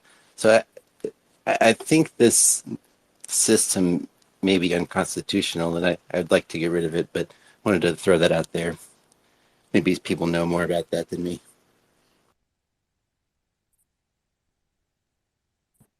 Well, I can tell you where it gained its authority from, if that would help. Whenever our Equal Rights Amendment was forced into the states, after it passed on the federal level, the states were also pushed to adopt, oh Lord, what was it? The International Building Code into their state constitutions. Nobody voted on this in no state. The International Building Code was an agreement that was made by treaty at the UN to give authority to land management governed by the UN, the United Nations, over all governments who participated under treaty with the UN. So basically, they, with fraudulent actions, ceded authority to the UN on U.S. soil. And then they began to impose more land management control that they never legally had. And the states adopted it secretly, that the people never voted on. And that was in 1973, I think, that most states adopted it and had it written into their state constitutions along with the Equal Rights Amendment. So, yeah, that's one of those that can go back and be objectively reviewed for its actual authority over the people. So, you know, like I say, I've been doing a lot of reading. You know, I broke my back a few years ago and couldn't work anymore. I've been self-employed for most of my life. So I've been reading a lot and trying to get down to where things went really wrong in this country. So I've been reviewing a lot of the law and the amendments that were imposed and against the people's will, and in a lot of cases against their knowledge. So, yeah, we all have to learn big time. We have to back up and slow down and quit moving forward with trying to keep up with technology. We need to go back to our roots and reclaim our rights over the government, not under their authority.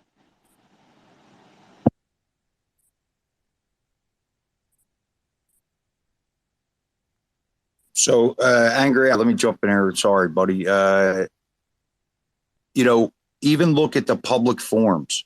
When you go to these meetings, the vote's done before the public forum even gets to influence the vote, right? Isn't that what it was supposed to do? You were supposed to be able to have people come up and ask and debate questions on the vote that they're about to do.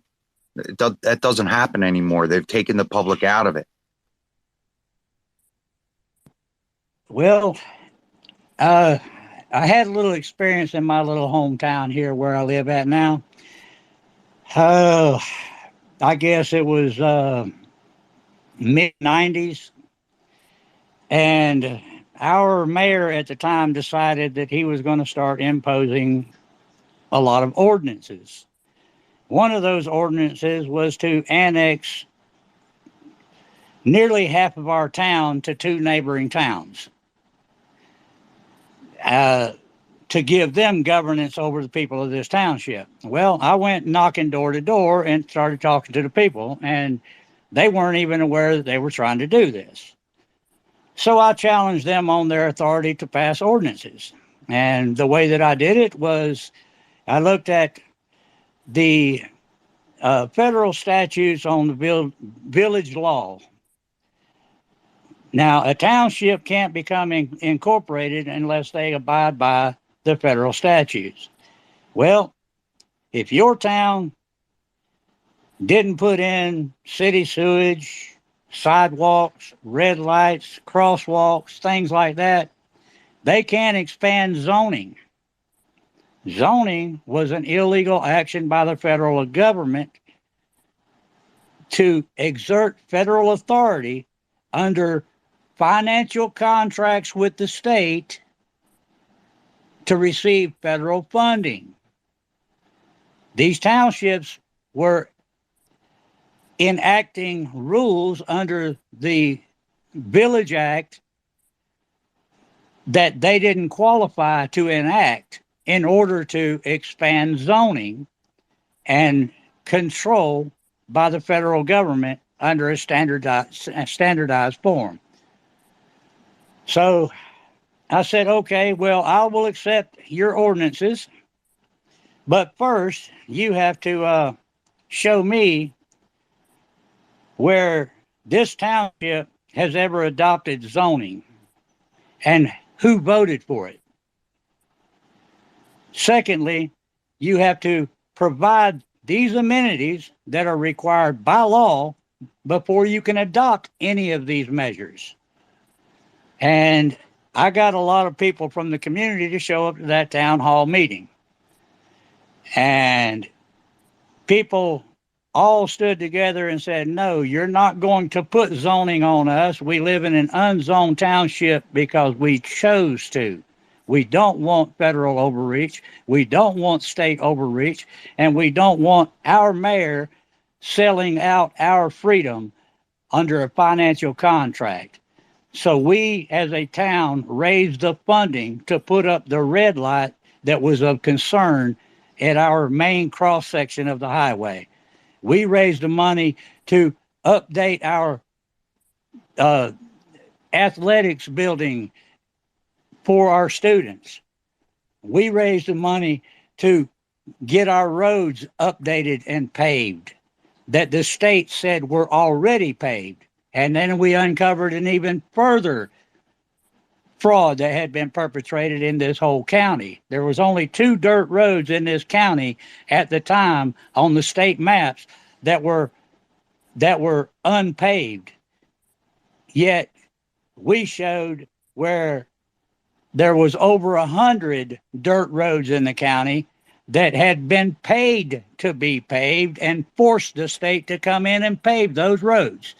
So yeah, if we all just start looking at our own community, our own town, get your town charter. They cannot step outside of the town charter. They have rules written in the law that they have to abide by. And if they're in violation, dismiss all of them. They're not representative of the people. Granted, some of them didn't know it. They just adopted their seat on the town council or became mayor with ignorance, and they didn't know that the rules existed. So it's up to us to get out there and talk to these people and tell them, look, you're in the wrong. Let me show you where you're in the wrong. This is the law. You have to abide by the law. So, yeah, it's we have to come together as a community. United we stand. That is not just a motto of this nation. That is the way of life of this nation. We have to unite in our own hometowns. Bring them back to a government of right as it was designed to be. If they're not a government of right, they're a government of wrong. So it's up to us to hold them accountable, and we can do it if we just pull together, talk to our neighbors, talk to our friends, talk to our family, educate them, and say, look, let's go down here to town hall meeting and see what they're up to. Let's hear what they've got on the table today. And anytime that they're trying to push some kind of idea about spending money and getting government grants, say, hold up. A government grant comes with conditions. Their government is free with tax dollars. If they can't fund it in your town by themselves and it don't benefit the town, why are you allowing your town to sign a financial contract with somebody that don't have your interest at heart? So, Al, to your point, and I'm going to tell you right now, I know where the fear is. The fear is to be, on the other side of the coin. Then they attack you, and then they politically shame you, and go and uproot your whole life. That's where the fear comes in for people. But if we had people behind us that were educated on, hey, what are our rights and how we do step up. So, Angry Pop, I'm really glad you came in today and laid it down here for us today. Well, I got a copy of the Maxims of Law.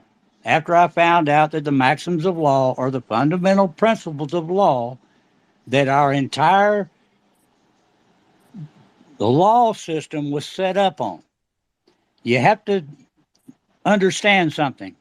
The Bar Association was first proposed in 1879. It didn't exist prior to that. It was proposed in the state of Alabama. It was adopted in 1881. In 1889, the U.S. Bar Association was created. And ever since that time, people have been slowly putting lawyers in office. And we even allowed the legislature to write a law that restricted the average American from running for public office, setting up impossible requirements for the average person, such as having $50,000 in a bank account and all of your debts paid, and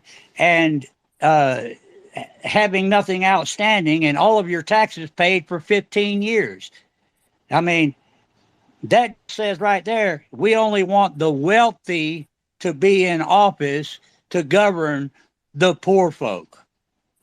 When prior to that, the average Joe could walk in and sign his name and said, I'm running for mayor because I don't like what's going on.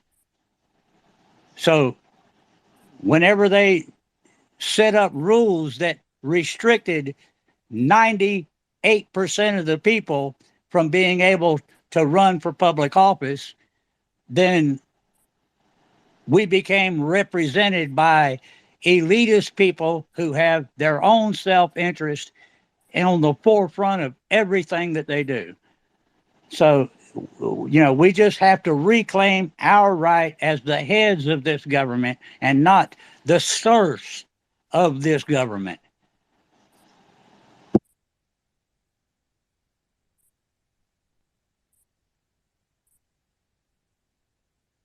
Didn't mean to come in here and just take over your conversation, guys. I'm sorry. I have a tendency to do that at times. Angry pop. It's perfect conversation. What are you talking about? This is what we need to hear, man. We need to. You're not off topic. You're certainly not off topic, Angry Pop. Sorry to jump in, Marlon, but yeah, no, we're talking that this is what we're talking about. Well, I mean, just like I read to you before, it's not within their authority to go out there and just make up rules and policies and impose them against we the people, ever. It's never been their right. It's never been within their authority. And it's up to us to step up and say, no, no, no, no, no, no. You can't do that, mister or Mrs., whoever they are. Pop, the opening up the keys and being able to stand and fight the ideology and where they're wrong and where we haven't really executed any kind of I can't even put the word, like holding them accountable. This is the speech that we speak all the time. And really where you're coming from, it sounds a lot like tactical civics on getting back to the foundation of it and, the existence of laws and why they were instituted and how they weren't reprimanded for and corrected. That's what we need. We need the correction. Yeah, and that's where I'm at on all of this. I mean, take for instance, whenever they amended the Second Amendment to exempt convicted felons, as they put it in the final draft, but the people voted. Now, I was a kid when this happened, and I remember the debates going on amongst my parents and grandparents and members of the community at the time that didn't have a full understanding of what was taking place. Now, when they did that, the people voted on the law that said that crimes of moral turpitude, such as murder, rape, and child molestation, was what the people voted for. It was that little council of lawyers in the back that conglomerated that language into felonious crimes.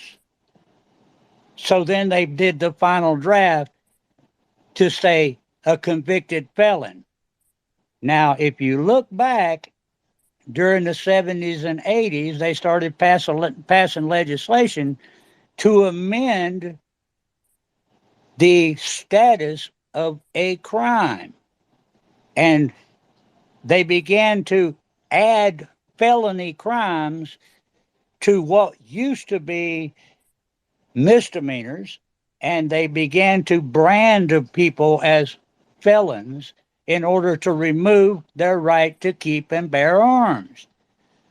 And they stacked them massively in the 1980s and 1990s to as they became degrees of felonies. Okay? Felonious crimes used to be crimes of moral turpitude. Okay? That was the only classification for a felony crime. Now you have so many felonies out there, who can keep up? You know, driving without a driver's license or a valid driver's license can be a felony crime in some states. When the reality of it is, your constitutional right to travel cannot be infringed on. If you're not doing commercial business, there is no legal reason for you to have a driver's license or a license plate or any of that, because you're not doing commercial business. So, you know, the usurpation of law as it exists, for them to exert authority and put fines and fees on society and create a for-profit business out of government on the backs of the hard-working American people who are technically their boss, their masters. So, yeah, you know, well, it's usurpation. I mean, maximum law 51R, as usurpation is the exercise of power which another has a right to, so tyranny is the exercise of a power beyond right, which nobody can have a right to. So, you know, I don't just talk off the top of my head based on my feelings. I'm looking at actual law, the fundamental principles of law that this nation was founded on. So, you know, the maxims of law date back all the way to Romans times. You know, there's certain maxims in the law that are inarguable. You can't argue them because they speak for themselves as facts of law. And that's the reason why they are called the fundamental principles of law. And just like I read to you earlier about the government, original law for the United States of America is our Constitution, and our fundamental principles is the guide that gave authority to our constitutions. Our Declaration of Independence was based upon two things, and those two things were what God intended for man to be, and the two treatises of government written by someone that was recognized in the law as the authority of law. The two treatises of government laid out the foundation that our forefathers used to write our Constitution and our Declaration of Independence from the King. So, we have to educate ourselves beyond the ignorance that they programmed in us. So, it's just a plea to everybody to take the time, get your state constitution and start reading it. Read the limitations of government. Put a lot of focus on the limitations of government whenever you're reading it, because then you will start to see how their limitations they have exceeded on many occasions, that have started to take away your fundamental rights inch by inch, to a point that now they're so brazen they want to take the whole mile of your rights away from you. We see that they're attacking our rights to free speech, even on platforms like this. This is our right. I don't have the right to take away your right to free speech, and no business or corporation can do that either. It's not within their rights to do that. If they cause harm on your rights, they are in the wrong, and it's a violation of the law. So the exclusions, think about this. If there is equal justice in the law as prescribed in our constitutions, then if they write an exemption of responsibility to the law, all of us have the same exemption under the equal rights of law, equal justice under the law. If they write an exemption for themselves, it is by default extended to all of us to be exempt of it.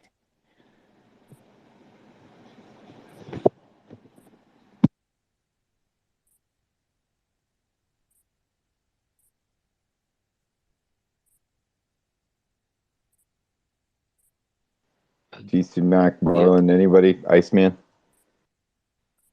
Yeah.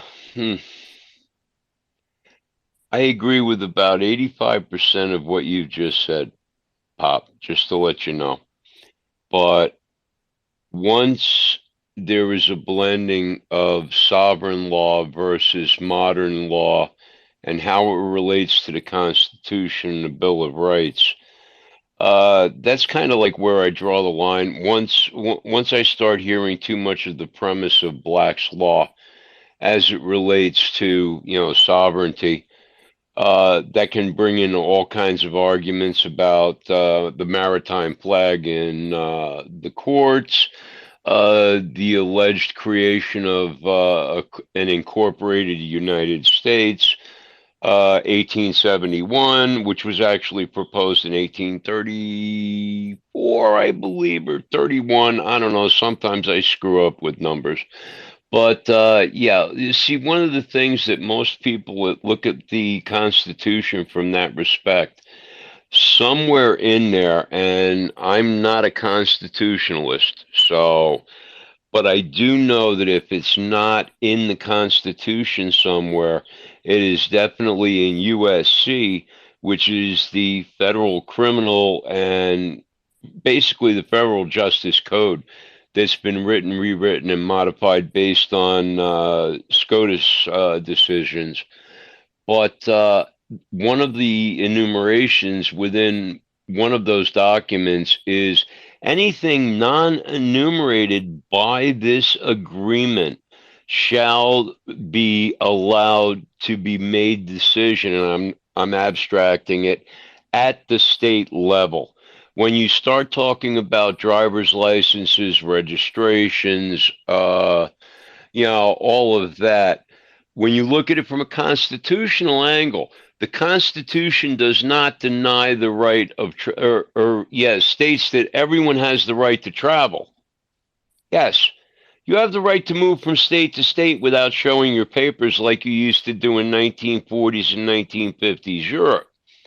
But you do not have the right to take a conveyance which you have to, A, be able to support your skill set, which is why a license is in existence, and a registration so that should you commit an act of violence with said 2,000-pound vehicle, there is now a way to track you. Yeah, now I'm speaking from a law enforcement background. I mean, take a look at my bio. All right. I'm trained in multiple statutes governing motor vehicle. And that's where we disagree. You have to comply with your state of residence. You cannot claim to be a citizen of multiple states. That's why we're not allowed to vote in multiple elections amongst the United States. We have to declare a citizenry within a state, thereby complying to their constitution as written, and unfortunately some of their laws, which, believe me, I'm in a commie state. So don't get me wrong.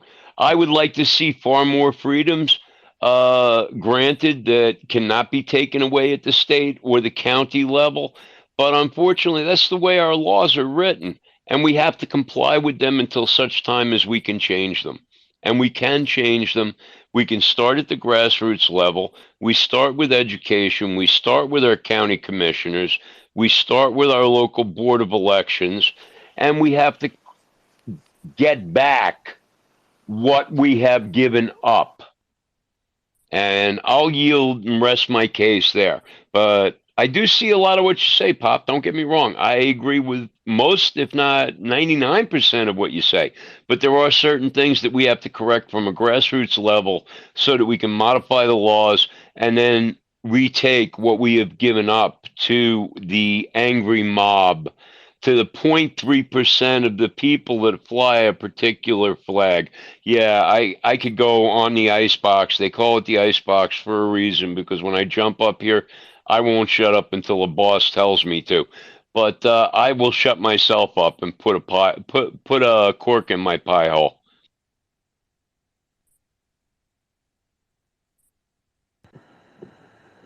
I will agree with you that for safety purposes, all states should adopt as a legal standing, okay, to end this argument once and for all about license plate and licenses and things like that. I can understand the logic that was intended behind it, but to usurp the written law and make addendums that you didn't even propose to the people as a corrective measure is what I find wrong in the law.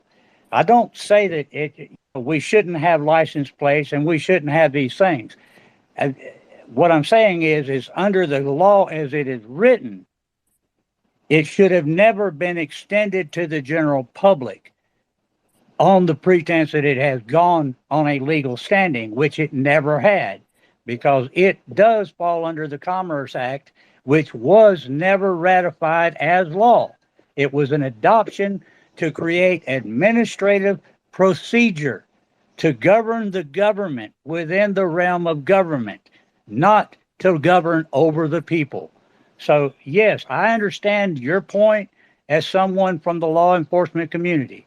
I understand the purpose behind it. All I'm saying is they should have put it to the people to vote on it and adopt it as an amendment to our state constitutions, as a requirement for a safety reason, because public safety is absolutely necessary to a free, open society that gets along.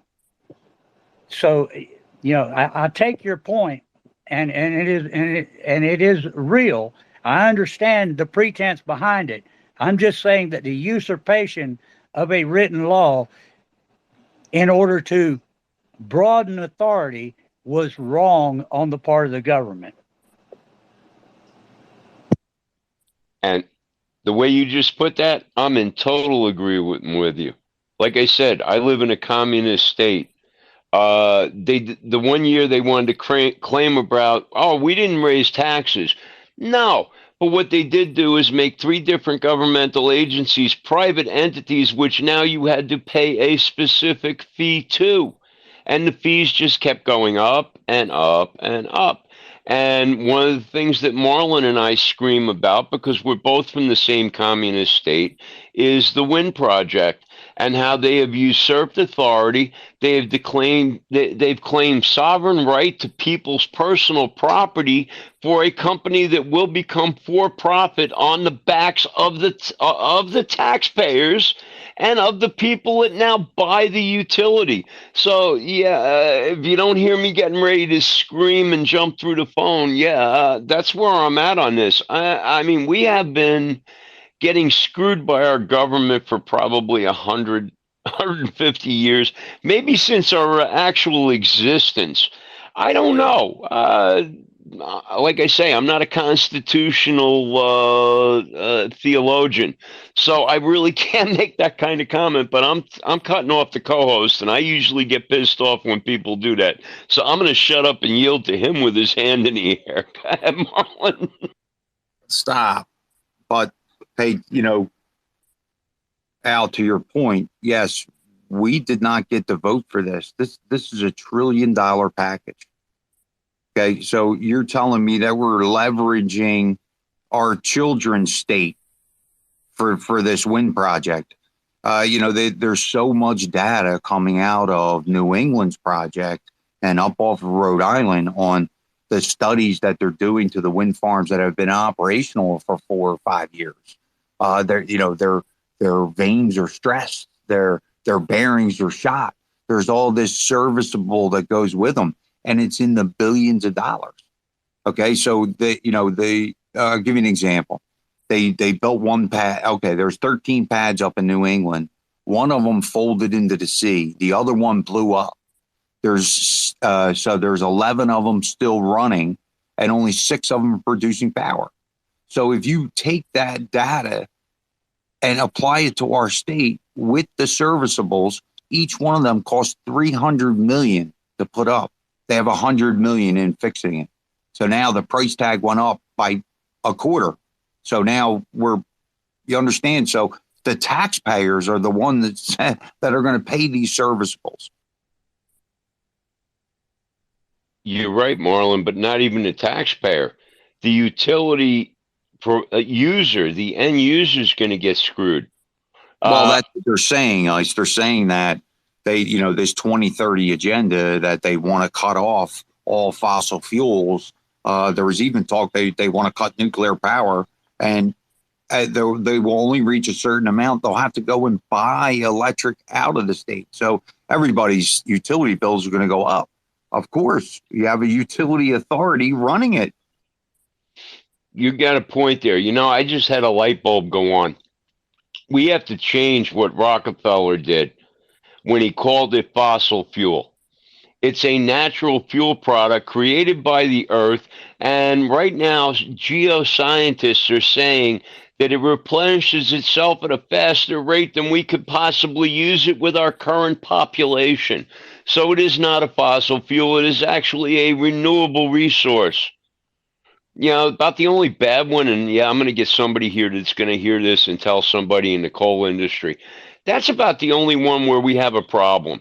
But when it comes to natural gas and actual crude oil, we've got enough under the United States right now to fuel the United States by itself, be totally fuel independent for the next 400 years. And that's based on population increase. Really? This wind and solar and all of this, it's all horse shit. I forget where I just saw an article. It got so hot, I think it was somewhere in Texas. The power authority lost part of their power because all of these great solar panels melted. Let that sink in, melted, and people are putting these fuckers on the roof of their house. Yeah, really. They can't even figure out what to do with these ones that they're taking apart. They're stacking the fins up. Now, mind you, the fins are 280 feet long, I believe. They basically take a multi-steering tractor and trailer just to deliver them. Do the math. I think you know where TMI is, right, Marlon? Terminal Island down outside of Camden. Yeah, I didn't know it was called that. I probably went by it 10,000 times. Yep. I think that's where that Swedish company has that place where they're doing the prep work for the what do you call it, for the veins. Yeah, it's the Port of Paulsboro. That's actually in my own county. So to Angry Pop's points that, hey, we didn't have a chance to be able to actually vote for this, or did we? Because of the legislature that we put in place didn't voice our vote. That's what happened. Well, the reason nobody voiced it from the utilities angle, think about it, Marlon. Board of Public Utilities, board. The board is elected or appointed by the governor. So do we really expect to be saved? Think about that. I have been, don't forget, I've been a utility payer since 1974. And I have never once saw the Board of Public Utilities actually fight against a rate increase for all the biggies, PSE&G, JCP&L, the water companies, which by the way, most of them are owned by out-of-state companies now, in case you didn't know that, they provide maintenance for the pipes that you have to maintain insurance on. Yeah. All right. Yeah, I can go deep into this one. There's a lot of fucked up shit in our in commie Jersey that we've allowed to happen. But the BPU has to be one of the worst. And now that they're involved in this solar project, yeah, every hair on the back of my neck is standing up, and I can't wait till Monday till I start typing out emails.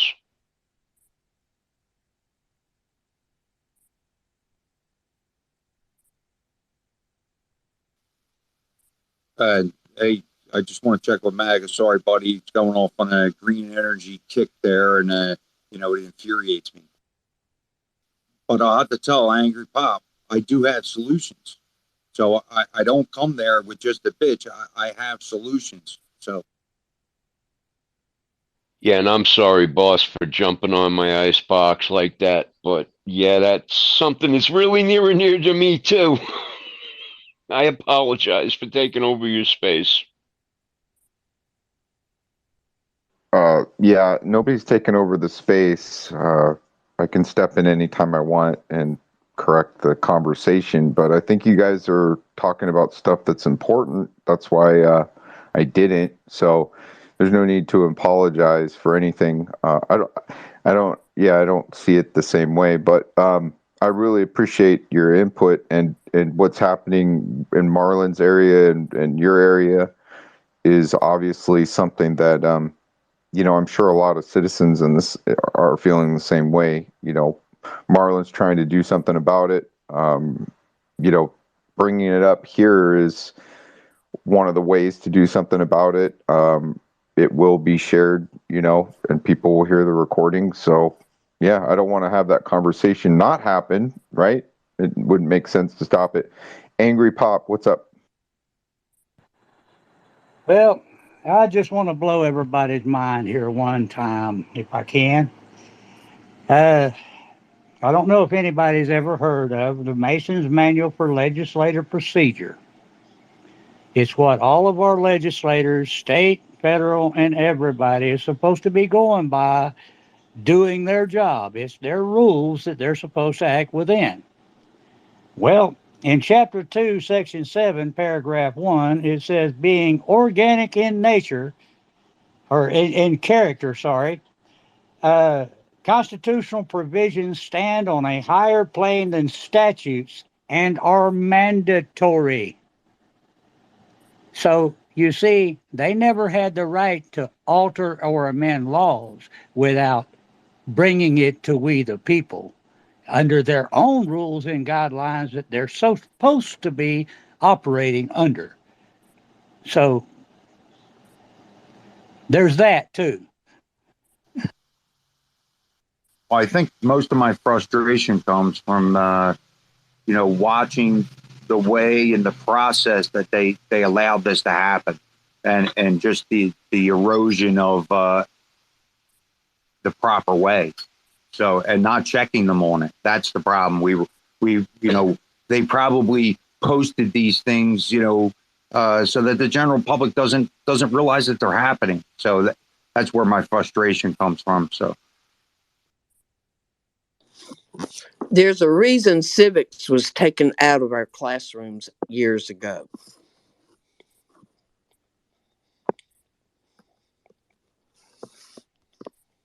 Pop, I want to thank you. I'm sorry, Nana. Go ahead. I just said that there's a reason civics was taken out of our classrooms years and years and decades ago. We don't know this. We're having to relearn it. That's why it's taking so long, but it's all written there.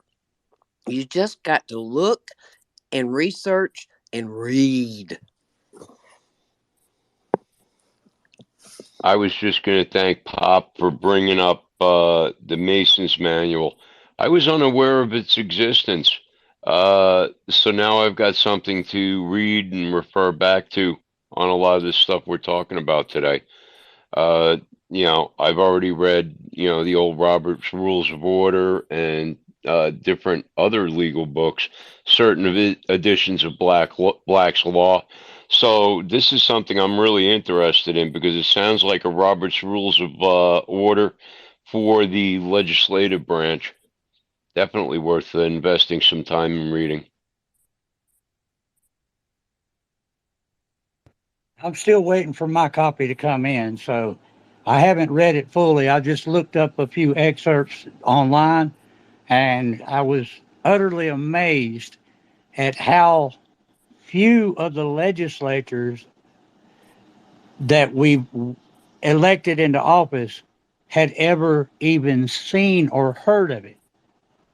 They go in there and they adopt a House rule from the previous administrations that were there, and they rewrite some of them, they adopt some of them, and they add new ones to address their immediate concerns, one legislative body after another, without ever going back to the rules that the entirety of the legislature was created under and the rules that they must go by for good government. And so it breaks my heart that these legislators don't know that they have a rule book they're supposed to abide by. And as far as the House rules that they create, they're not law, they're rules. And a lot of those rules, if you read them, violate the essence of the Constitution, giving themselves authority to write law and put statutes forward against the people without ever considering the Constitution. I mean, whenever they write a law and propose a bill of law, they're supposed to take that law and say, is there any essence of this law that violates one individual's rights within our district? If it violates one person's rights, it is a violation of the Constitution, period. And it's automatically null and void on its face and can't be voted on, can't be acted on, cannot be put in force.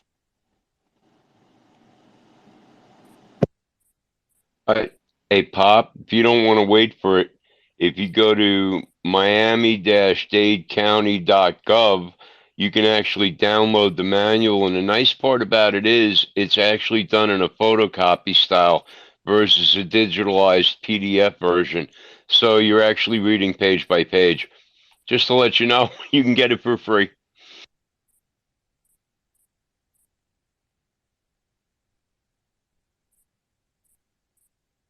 I have a tendency to just like to get the written published word from them, so that I know that AI hasn't altered or amended anything, and it's just my take on things, because talking about Black's Law Dictionary, okay, if you look at it from a logical standpoint, the 5th edition was adopted in 1975. That was 199 years of our country's existence under our constitutional process to produce 5 editions. Now we're up to edition 11 in less than 50 years. But the thing is if you start looking at Black's Law Dictionary, you will find that from the 4th edition forward, they have omitted, mind you, definitions from the law, as well as altered and changed the entirety of the meaning of the definition of several of the laws. In the 5th edition, I think there was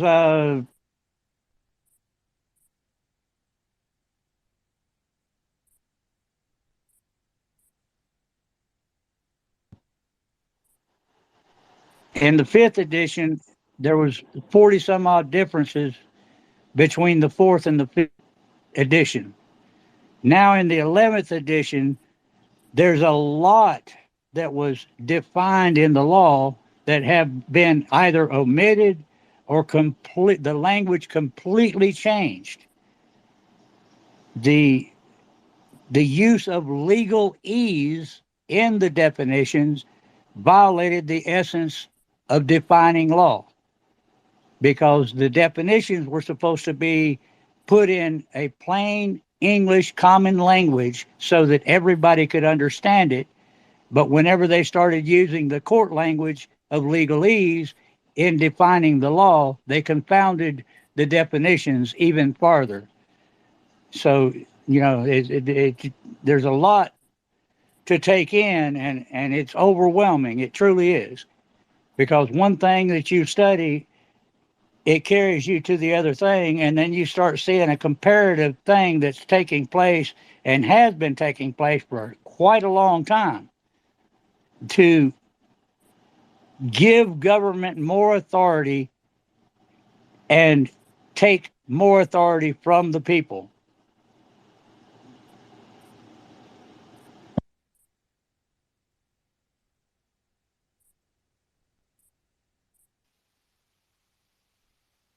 And that's exactly what happened in our case in New Jersey.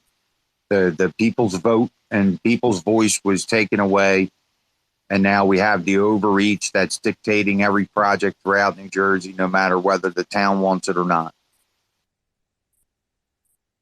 So, and that's why, these discussions are just so linked to that East Coast Wind project.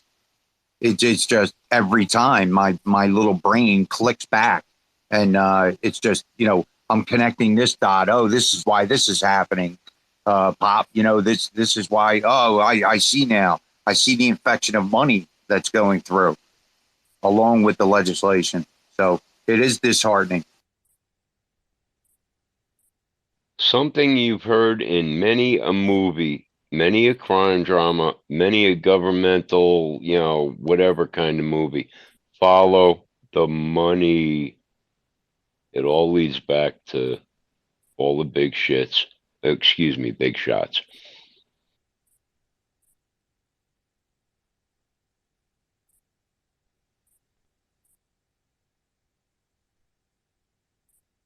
Well, all of the arguments about what's going on in the schools and things like that. Also, it's the funding that's happening for that agenda in schools that's being allowed to continue and mold what's going on.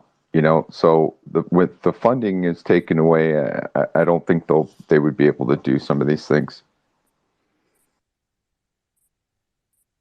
Well, isn't that one of the whole premises behind Advocate and Susie, who I saw in here earlier, was getting ways to now take the money out of the Board of Education and putting it where it's best used in the proper training and education of or not even training, proper education of our children. Training is a parental thing, but education should be an education, not an indoctrination. So that's what I like about that movement, is the fact that, if we can figure out a way to start taking money away from these people, they're going to have no choice to either follow the money and get their crap together, or they're going to eventually just kind of turn to dust and blow away. And then maybe we'll have a better educational system that's based on reading, writing, arithmetic, civics. I forget who said it, and I'm going to jump on the icebox quick again, and I'll make it short. Think about it. We tell everybody in these spaces, don't take our word for it. Do your own research. If you found something that you want to say, hey, we need to look at, well, think about what we did. When we took cursive writing away from our students, we have now taken away their ability to look at the two major documents that run our country, that should have run our country. They're not able to read it. And the other thing that does, which most people don't realize, if you don't know how to write cursive, what are you going to do? Print your name on a contract? Or are we going back to the days when people were illiterate and we start signing X's again? Really? Part of cursive is developing your signature, developing something that can uniquely be analyzed by someone that's a professional and can say, yes, it's yours. And on that, I'll shut up.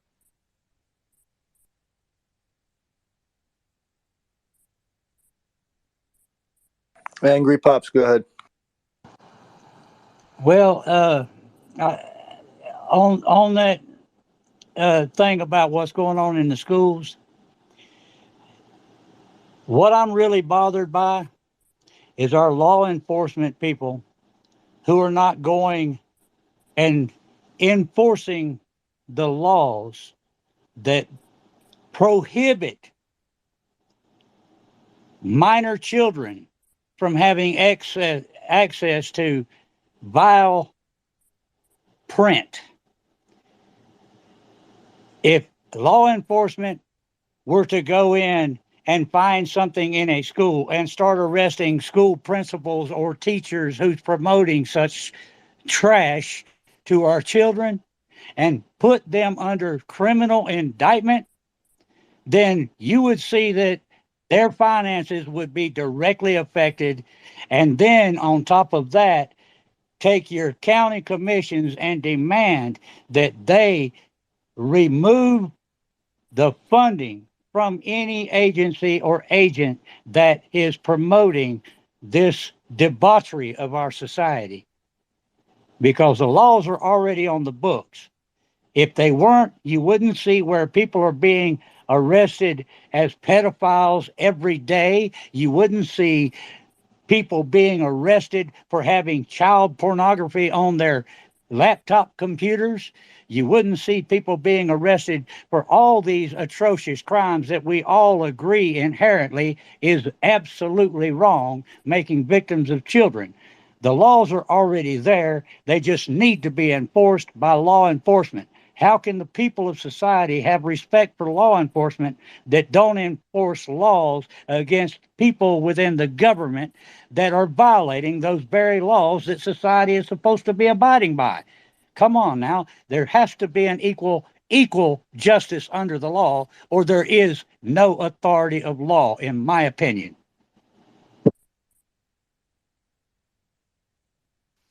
Amen, Pop. And Absolutely. this law of morality, so to speak, is in our constitutions. It's not in our statutes, which leads us back to the Constitution. Nano, you're right, but in actuality, we do have rules, and there are still state statutes and state laws on pornography in a lot of states. Because they And align with the Constitution. no, that was a misappropriation in my term. When you turned around about 35 years ago and turned around and said nudity was no longer pornography, especially in its current form, talking about Playboy, Penthouse, and Hustler, once they declared that as art was when I lost all faith. Okay, I get that. But it still goes back to the basics of our Constitution.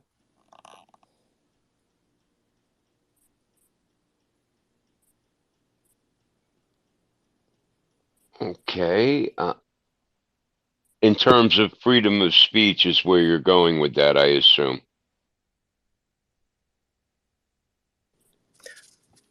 No, it's more in reference to when you understand what formed the basis of our Constitution and how it is written, and the difference of operating in the public and the private. There's a lot about this that I don't exactly have near the information that Angry Pop does, but he is spot on with everything. I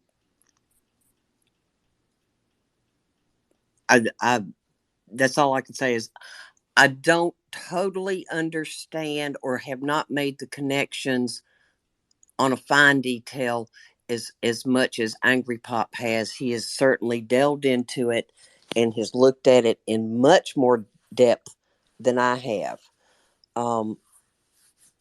But what he's stating is true. You cannot have laws, so to speak, that go against the Constitution. We keep getting stuck on that one item, but yet he has shown us over and over again where it is written that if it goes against the Constitution, it is null and void.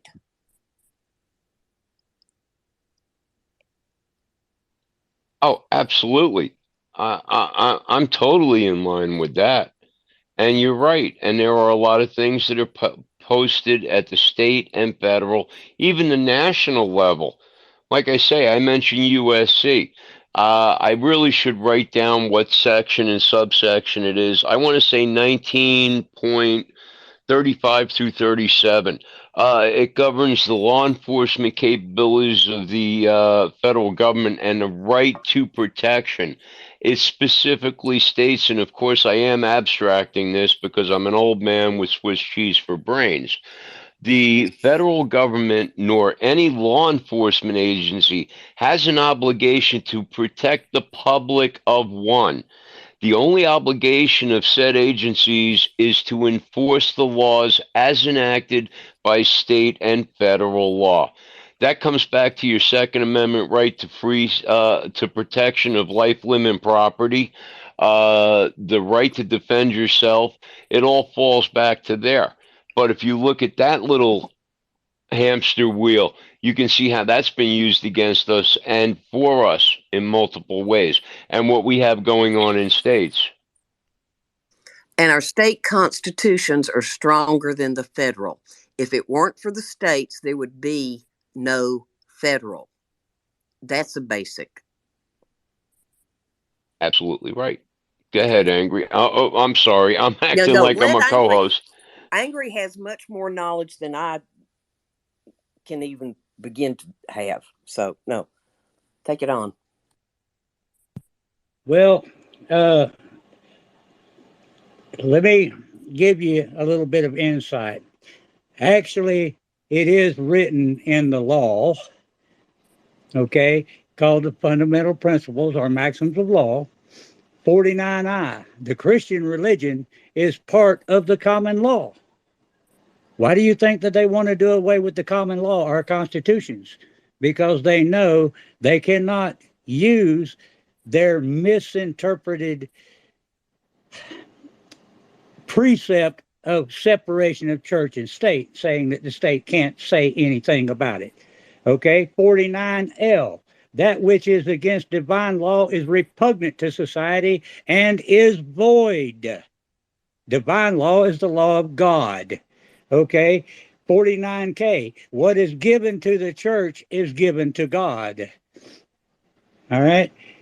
49J. No man warring for God should be troubled by secular business.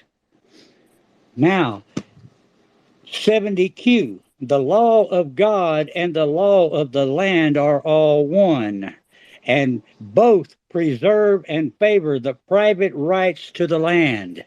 So, yes, the law, the common law, which is for the common people, and a free and just society comes directly from the Word of God.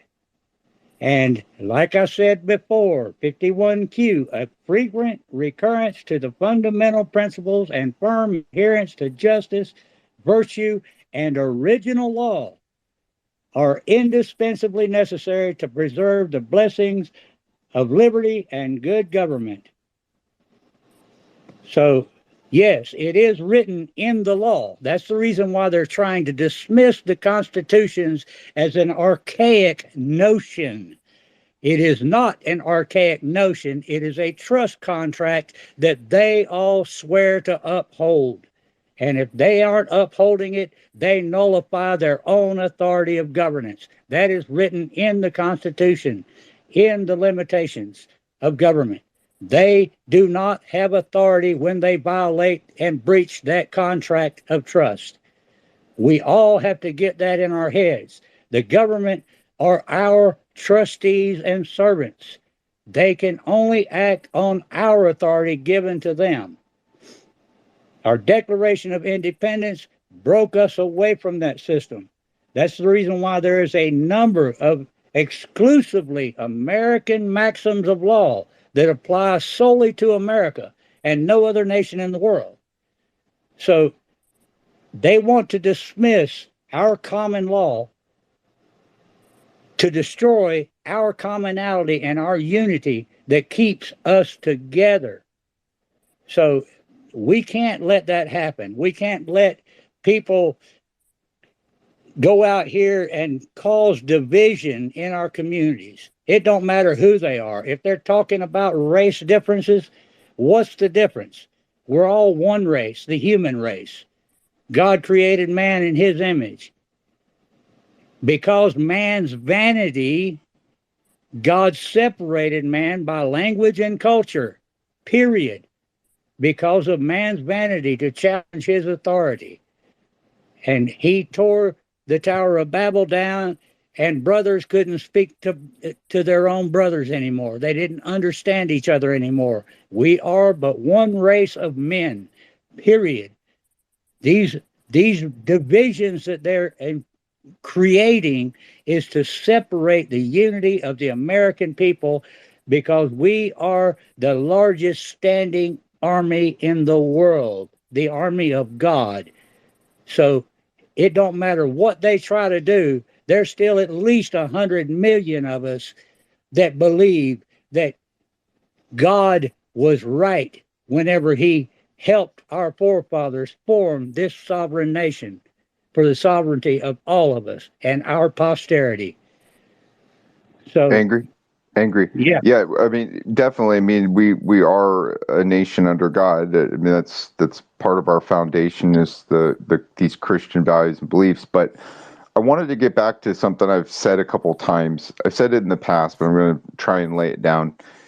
Everything we've talked about places the citizens as the auditors of the law. There's the arbiters of the law, and then there's the advocates of the law. Okay, so we've talked about the constitutional rights and amendments being infringed upon. They need to be audited and brought to attention and cited as such that it's unlawful. That the arbiters are overstepping, or maybe the government is overstepping on an amendment or a right or a law, is infringing upon constitutional rights. You have to bring it to the advocate of the law, which is the Supreme Court.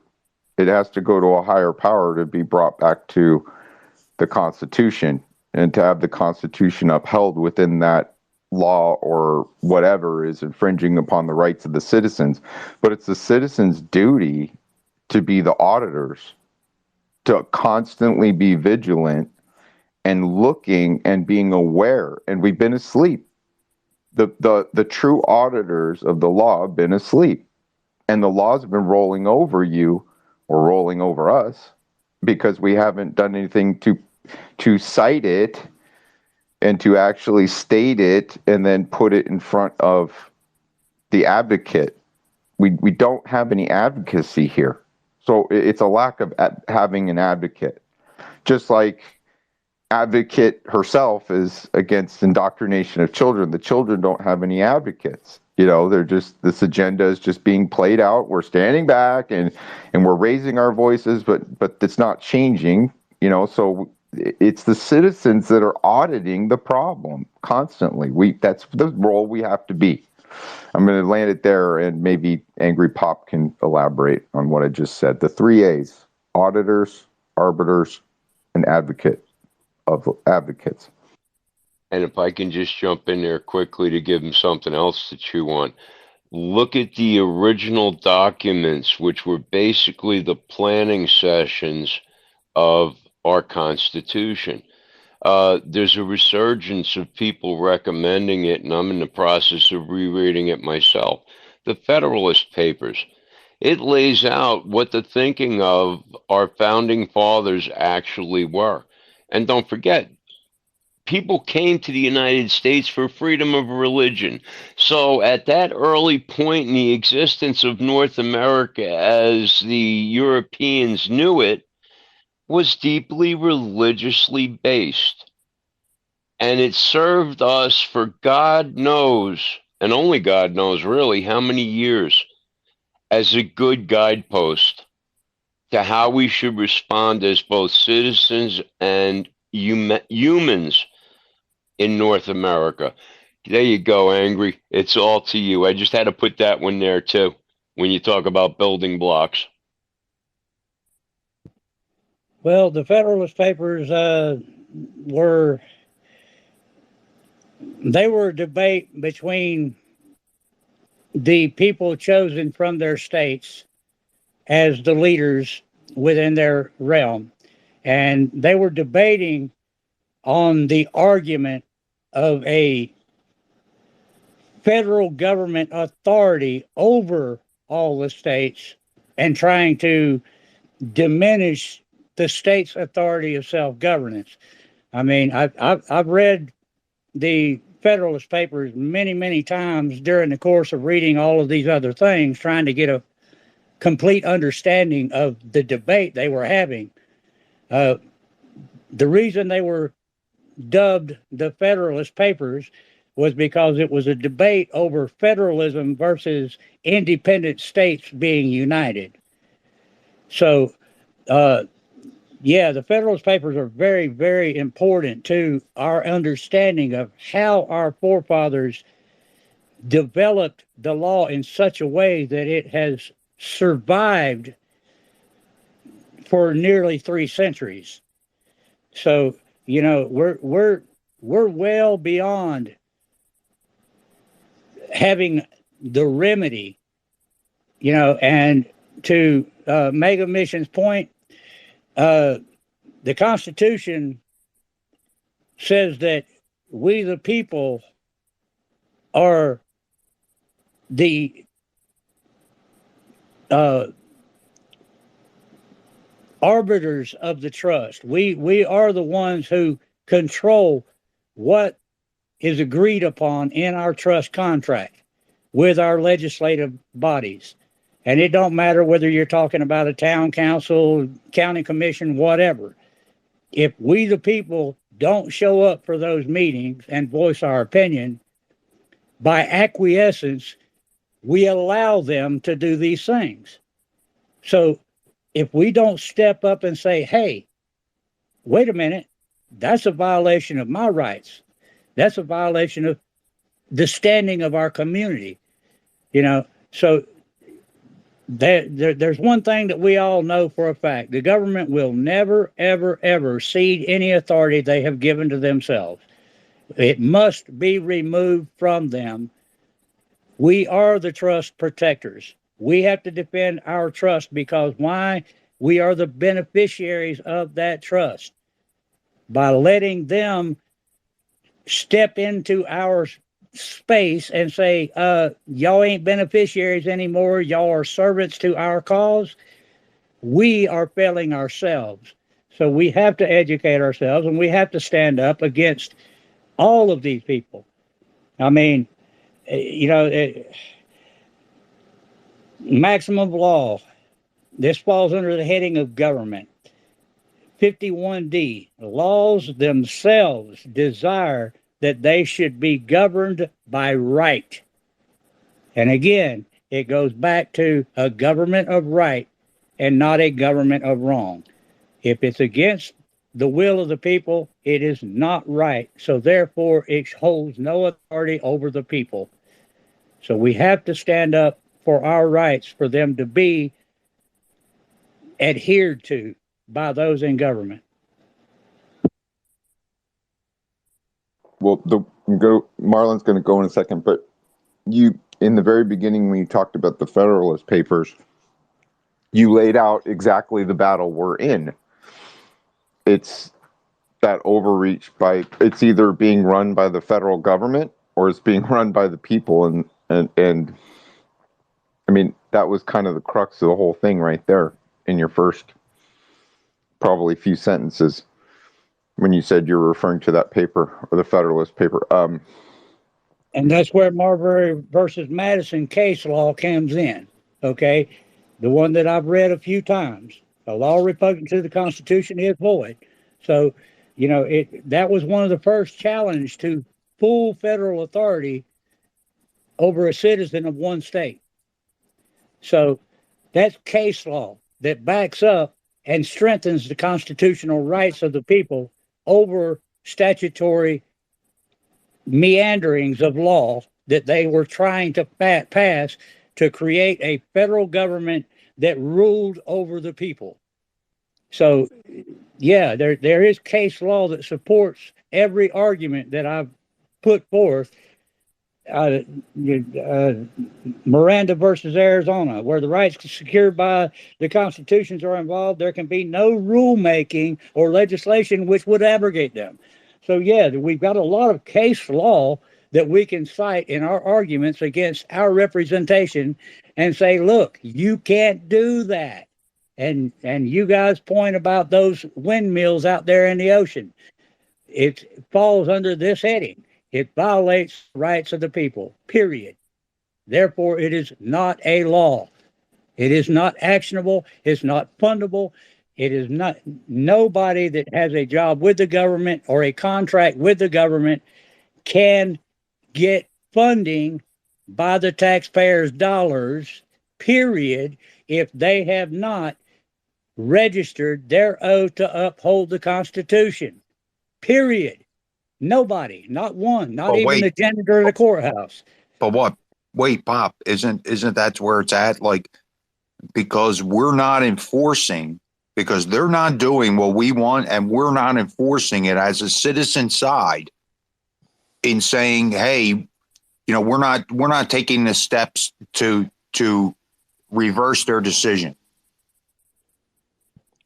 You're not filing grievances of remonstrance for their actions. This is the constitutional written method by the people to make them go back and look at their law.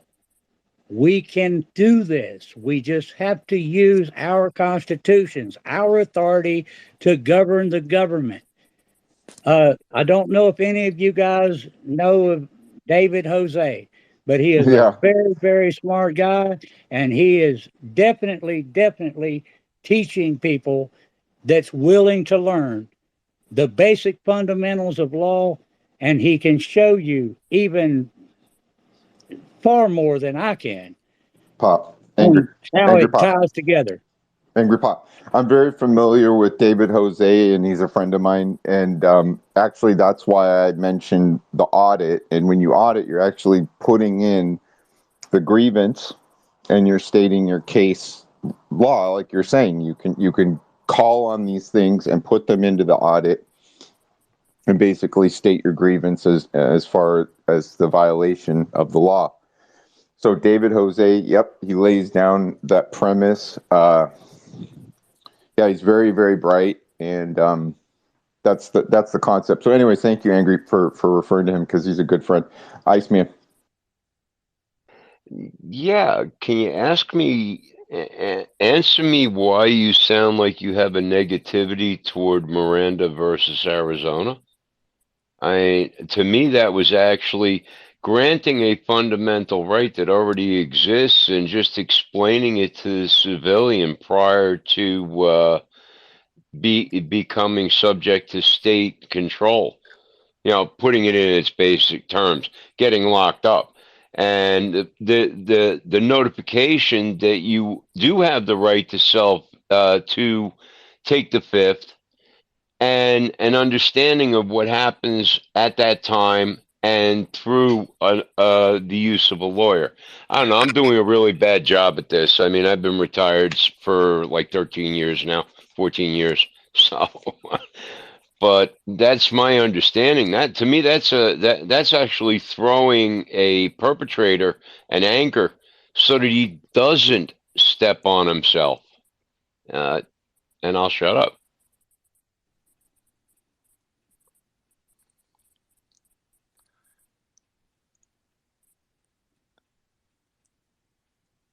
We have such a much easier time to establish our freedom now than we did back in 1776 because it's already been written for us. What we are experiencing, I feel, in my opinion, is the rebirth and the regrasping hold of those basic principles that founded our country. And I can't make anybody want to be free. I can't do that. That is out of my capabilities. But for those of us who do want to take hold of our freedoms and go back to the basics, it's already written. We have it in our constitutions as it stands now.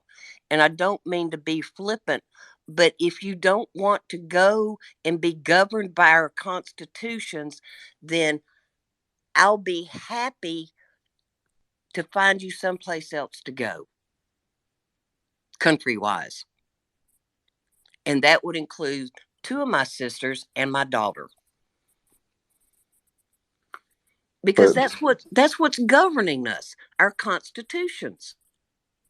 But the cat stays and the dog stays, right? No, not her dog. It sheds too much. Okay. I just meant the cats and the No, I'm dogs. silly. They're fine. We'll keep them around. Well, we got a new request for a speaker. I don't know who they are. I haven't looked at them, but I think you can hang out for a little while as we might actually be putting a bow on this, everybody. So we're gonna bring up. I guess we'll bring up Denise and see what she has to say. Hi, Denise. How are you?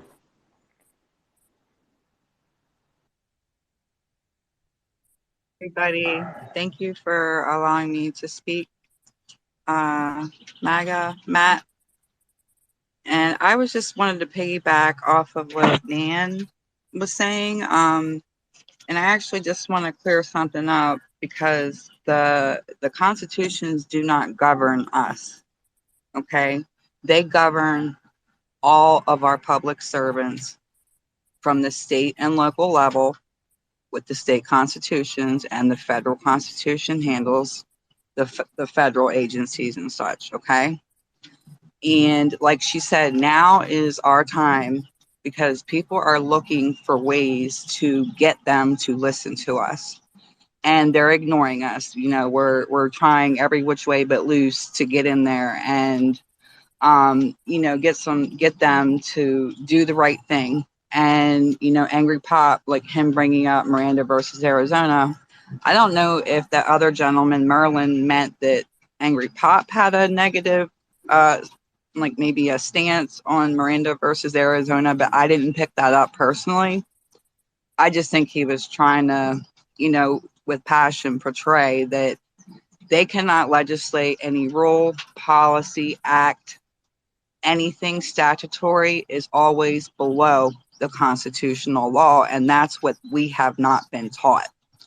We were taught that, oh yes, we have a Bill of Rights in the federal constitution. It offers a little bit of protection for us, but our majority of our protections are inherent, like indefeasible, I'm sorry, I'm stuttering a little bit. Undisputable. Indubitable is what I was trying to spit out, which means it cannot be revoked. It cannot be what's the other word I was looking for? It cannot be revoked or transferred to another, which that's where inalienable comes in. So our forefathers were so brilliant. And these are living, breathing documents. They are not just dusty old documents in a museum somewhere, which they would love us to believe.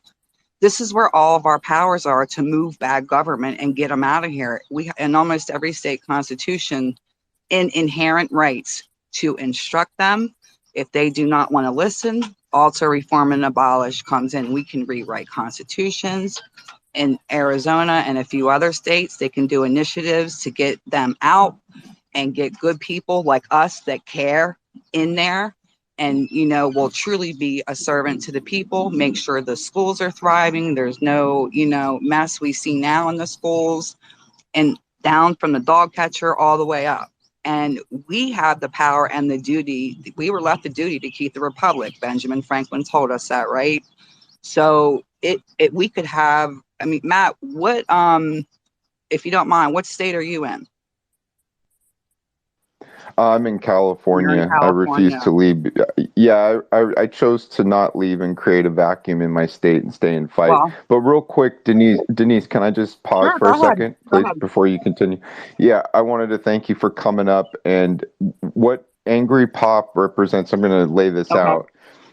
We want to strive to become constitutionalists. Okay. And what a constitutionalist truly is somebody who becomes somewhat of an expert in the Constitution and what it is as a document, like you said. Yes. And so when I use the term try to become a constitutionalist, it's not just living your life like, oh, this is some, I don't know how to explain it. Some people take it the wrong way.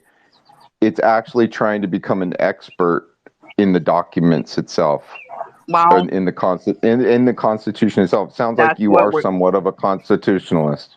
yes, we've been studying deeply. Myself, almost 2 years now. Jill, I think, is in here, her about the same time frame. I'm not sure how long Angry Pop's been doing deep studies, but yes, we have put in the blood, sweat, and tears to learn all this again, and have been, teaching it to the masses freely, or, a couple people at a time wherever we can. Like, I'm in Pennsylvania. I can't really get people. They're running to lawyers using other methods. And I don't mean to get off track, but the point is, if we don't know where to go to find our inherent rights in our states and how to use them, they are going to keep running us over. It's not going to stop. We need to pull together and learn this. It's not hard because our framers were very simple men. They were farmers, they were blacksmiths, they were, carpenters, and self-taught in the law just as we are. We joke and say we got our COVID law degrees because they locked us down, made us slow down, and we ended up stumbling upon, Dave, who taught us deeply how to go into the state constitutions to hold state and local officials accountable. That's where all their limited grants of authority are. That's it. And they go way, way, way outside of that framework, which then, because when they swear an oath to that state constitution, that creates the contract that Angry Pop was talking about. Then they have a contract with the people. Okay, so you're not only in breach of contract, you're in breach of your oath. We could go on and on and on with their violations, but as soon as they make a rule that comes against us in any way, shape, or form, it is null and void on its face. And that's where Miranda versus Own it. The case law can come in to back that up, but we don't need the case law because the constitutions are the highest law of the Yeah. land. Look, I just got a thought, Denise. Go ahead. Don't focus on what they were fighting about. Focus on what Oh no, right I'm they not. were I'm fighting. just trying No, to I'm not talking smooth it about out, you. I I'm not guess. talking. No, I'm gonna have to mute you now.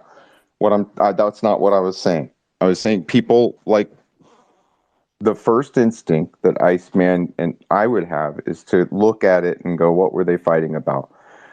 But what is at the core, whether Miranda being good or bad or whatever, the result, they were fighting over a constitutional law or right, and that specifically, they were trying to preserve something there when they made that settlement. I'm going to go to Marlon now, and Marlon, please, you've had your hand up for way too long. So I don't think it's the point of nobody's enforcing the problems, right? We're getting judges that are not looking at that particular case, or have a political view. In the beginning of the show, Denise, we talked about, in my particular county, there's a discrepancy of 6,300 mail-in votes that were generated at the end of the day, right? So we're looking at the case that's already been through a couple of judges, and now it's going to be heard again, and nobody's going to care. There's no enforcement there, and then they're going to scream voter suppression, and then the judge is going to he's going to crumble, and the decision is going to be made, because those 6,300 votes could change the county, all the county seating. So, like, you're right. No, absolutely, that we're not using it as a cause and effect. So you're exactly right. The way we're way ahead of their time when they wrote that, because they knew they've been down this road with their own experiences with government on how it can be infiltrated. And we just not have followed the steps to be able to execute it, to your point. I wanted to welcome For Such. How you doing? Hi, thank you. My name is Jill, and thanks for giving me the mic so quickly there. I didn't mean to interrupt because Marlon was on a roll, it sounded like. So if he needs to continue. No, no, dear. I was just, and believe me, I was not going at angry pop in any way, and it was just passion because it affects me every day, and I see it every day in my state. And Denise, I'm in New Jersey. No, I appreciate it. It's been fun jumping into this conversation.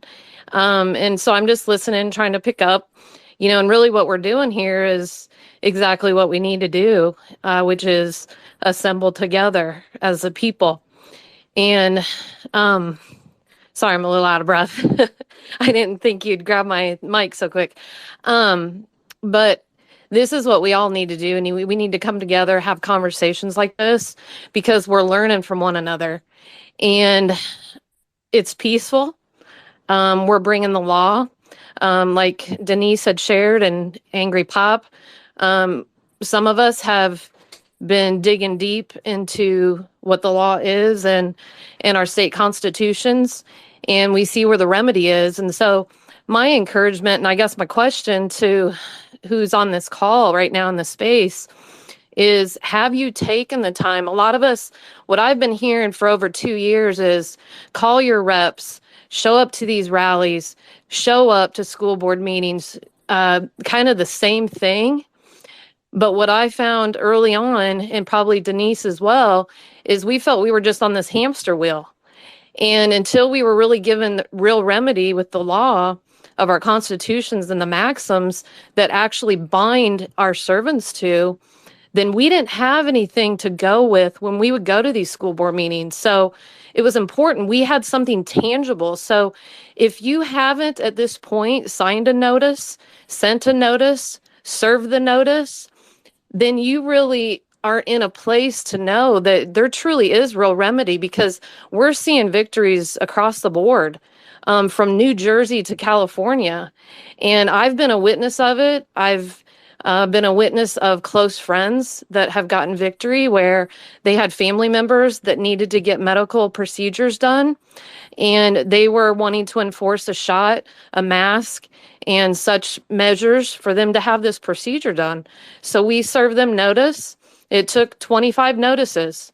It was family mainly, but we came behind in a notice. We showed law. There was no opinion. We did not show the science of the medical aspect of masks or vaccines or anything. It was strictly constitutions. And that individual got a call in 3 days after they were served. That hospital was served those notices. And they said, "Oh, we have an opening. Can you come in today?" I mean, the man had to leave the job site. And so, that's just one thing, but we have so many across the board that I just want to encourage folks, because this isn't gloom and doom. And you don't have to be a believer in God, the creator, who actually in all of our preambles is mentioned. So there's no such thing as separation of church and state. And that's what we've been lied to our whole lives as well. But when we don't even have to believe, but all of us have this conscience, and most of us on this space are probably patriots. We love our country, we love our families, and we want to see our posterity thrive. And in order to thrive, we have to have a society that can function and be free, as our founders intended. And ultimately, me as a believer, God made me free. And so he is my King of Kings and Lord of Lords. And so I answer to him. I don't answer to any man, but I understand how God put government in place for us to live in a civilized society, to function, to use our talents and abilities that God's given us. So I just want to encourage folks mainly, and I appreciate you all with this space, just assembling us together like this. That's what it's all about. Again, let's learn from one another and just keep encouraging each other, learning what has worked for one another. And if it were me, like I did early on, over 2 years ago, I was feeling defeated because I was going to school board meetings with some families, and we felt defeat, great defeat. And until I was given the law, I didn't have anything to go with. And ever since then, a lot of us have invested our time. We've given up a lot in our leisure so that we could learn, and we want to be able to teach others. So thank you so much for the time. You're welcome. It's great to meet you. And, one of the things we started to talk about usually once a week on Mondays is homeschooling. And we're doing that for a reason. We want people to have an alternative to participating in a system that if you don't agree with it, well, then you need an alternative. I know not everybody can do homeschooling, but if you can, that takes away potentially, if enough people do it, it could actually have an impact as well, like a walk away, just walk And away that from the schools. I do. And I heard that early on when we would join together in some rallies, and we got some of the parents, rallied up, and just like Denise, she did over in Pennsylvania as well. Everybody was fired up early on because our kids were in masks and things like that. And they got fired up. The mask came down because we served notices. And we actually showed them the law, and the masks were dropped. But after that, everybody just went back, into their homes. And the majority of people, honestly, the majority of people are going to continue to choose public schools. I am an advocate for school choice as a mother and wife. And I believe that there needs to be school choice because every child's different. And within one family, I've heard it that some families actually choose a public school for one child and homeschool for another. And I applaud it because they're meeting the needs of that child, and it's not cookie cutter. So I grew up public schools. My children went into public schools. We taught them at home what the Bible, what God says in his word, number one. So they learned right from wrong in the home. It was my responsibility. And, I felt convicted to allow them to be in the public school, to be a light and a witness to those other kids. But the majority of families are going to continue in public schools. And until I put my foot in the public school and say, I care about those children, when my children aren't there, then that's kind of where the rubber meets the road on, who are we as a society? Do we just care about us four and no more? Or do we care about children across the board? And if we were to look in my state constitution, Indiana's constitution, I'm going to see under education that I don't have it in front of me, but it uses the word moral education. The morals of our nation have been stripped because they did it on purpose. It's been intentional. And because the churches have been silent and men haven't stood up, and men, I love you, but you need to stand up, because once you guys get it and you guys go to your school board meetings with the law, and you go to commissioner meetings and council meetings and supervisory local meetings, when you guys start standing up and you guys get this, they're going to wish that they had the wives and the women back there, because you guys are going to get it. But I just wanted that quick plug for public school. The way I see it in our communities, some of us have, which I love my community. I love our teachers. You're breaking up a little bit, and Okay. I can't hear you. So just can we go to Marlon real quick, and we'll keep the conversation going? His hand got thrown up, and he has something to say. Marlon, are you there? So, hey, I hear you guys are educating yourself on the Constitution, Angry Pop and Denise, and I think what would be able to be a difference is coming into our community and educating our people and enhancing the mission and the train that we're on. Learning, it's something about the Constitution. You never stop learning. Right. So if you can take the work that you guys have been on for the last 2, 3, 5, 10 years, you can apply that in a lot of different areas. So we do implore you to entrench yourselves in our community. So welcome.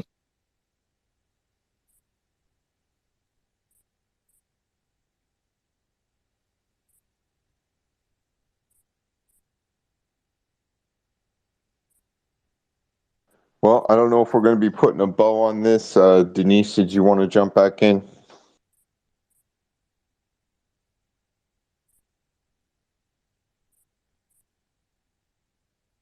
All right. Oh, hey, There. sorry, I was Hey, trying to get nope. back to the screen. Yeah, no I didn't problem. know I'm if sorry you about that. muted me permanently or not. Sorry No, about that. I no, was finishing up. I really wasn't going to go any further than that, but it's okay. no. Um, I interrupt people because I just when we need to go to another person, and then I don't kick people down or permanently mute them. I just say, hey, we got to move on. And I okay, think that's they're fine. yeah. I'm sorry if No that felt problem. rude. I just, New Jersey, Marlon, has a great bill or declaration of rights. Bills and declarations of rights are the same, one and the same. And California is, has some fire in there too. So I would encourage you, gentlemen, to even just start there. You can go to ballotpedia.org and punch in your state constitution, and you can get to know it, because beyond the bills and declarations of rights is, the legislative section, the executive, judicial, and so on. And that's where you pull out, where you can hold them accountable. You can see their very limited authorities and how they're way outside of it. And then you can start to really see, like, connect the dots. But, learning your inherent rights and it's so empowering. And Jill can testify to that.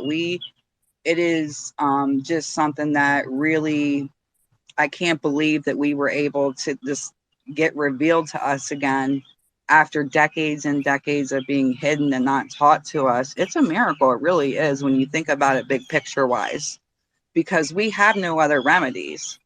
We've tried them all. The courts are, corrupted, and the AGs and the DAs, we could, clearly go on and on with that. I don't want to do that, but you guys get the picture. So that's why, we use the supreme law. We're coming peacefully.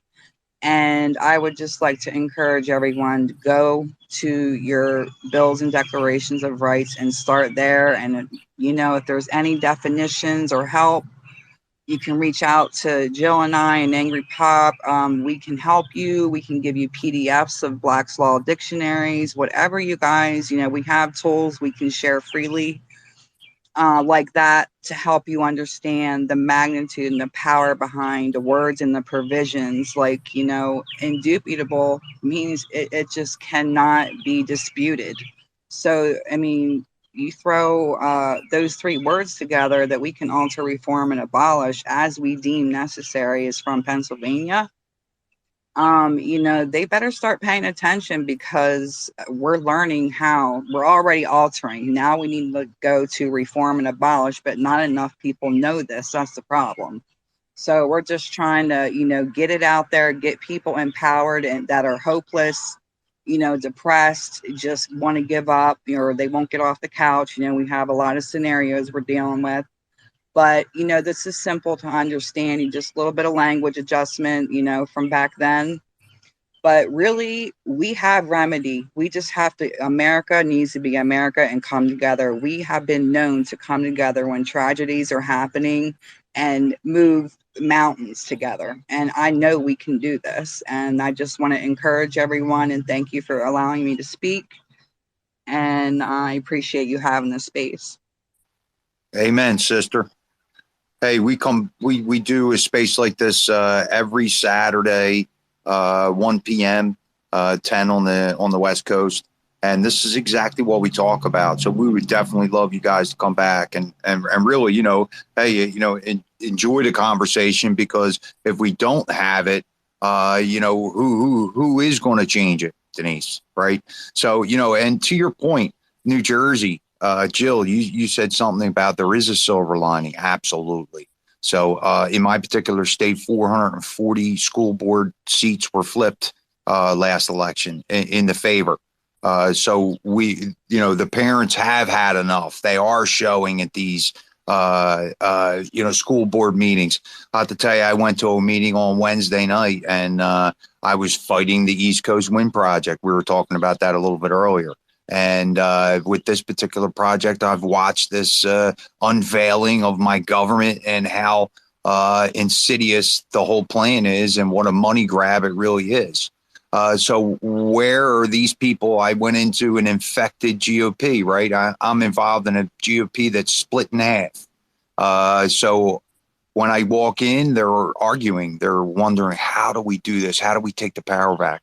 And, you know, I told them they need to take the power back and they're the ones that need to make the decisions on the candidates that they want to bring forward. This is where it starts. It starts at the bottom. Exactly what you're talking about. It is not done in one election swoop. That's what people need to understand. You know, it took them 30 years to get to this point. We shouldn't be expected to have to be able to fix it in one election cycle. So I preached PCs and get the power back into PCs in my county, but because they don't have any power. And you know what? And by the time I left that meeting, those people's jaws were on the ground. They've never heard anybody speak of that. So you know what? We are changing things, Denise, and I'm really glad you guys came. Thank you so much, and thank you for all your hard work that you guys are doing, and planting seeds of change and standing up, against all odds, and it just takes a certain kind of, you got to get brave, you got to be courageous, and courage is contagious. So if, a grandma like me can do it, and a lot of other grandmas and moms, we need you men standing beside us. We need the presence, because if we all stand up together at these school board meetings, and people like Jill and I and a lot of others and that know these laws deeply and well and can stand on them, we can use these provisions and say, okay, that's it. You have become inadequate. We are, we're abolishing you, and we're removing you from your seats because we gave you your seats, and we're going to take them back because we have all the power to do that. So that's where the sheriffs and the deputies need to come in. And again, I know we have that's a whole nother show probably, but because a lot of our sheriffs have been bought off, but that is our constitutional officer in our counties that are supposed to be removing these people for us peacefully. We don't want to go in with any type of, craziness, because they already label far-right extremists here if you stand up for freedom. So it's just real easy to get that label, and it's okay. It doesn't matter. But, we are coming peacefully with the real law, and I'll tell you what, a lot of them know that their time is limited. I can tell you that. So it's not mainstream. So if you're not really in the movement as deeply as we are, it's hard to see sometimes, but there's a lot of proof, and we all have receipts. So, this is something that we can keep moving with, but we have to remember, like you said, it's been this way at least all of our lifetimes. So it's going to take us keep trudging in the trenches to get up this mountain, because this is a hill worth dying for. This is it. If we don't fight and get our freedoms restored, they're playing, God wins. Well, let me tell you before, I'm sorry for jumping in there, angry pop, but I'll tell you what, Denise, and my friends up to here don't even know this, that I was called today and warned about being an advocate against the Wind Project from the unions today. I didn't even let them know that. You were called and warned, like stop it type of deal. Yeah, we'll see. Just wanted to throw that seed out there. Well, that's all the tactics they have. The name calling and the threatening. It's just weak. Their game is weak, and we have all the power to do what we're doing lawfully. They can't touch us. Truly, we're not doing anything wrong. So, amen. Keep it pushing.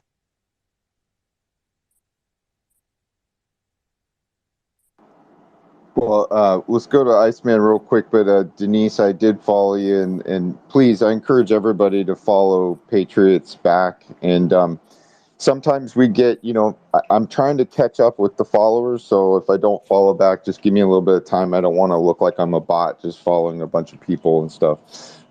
My account will get dinged if I do that. But anyways, let's go to Iceman.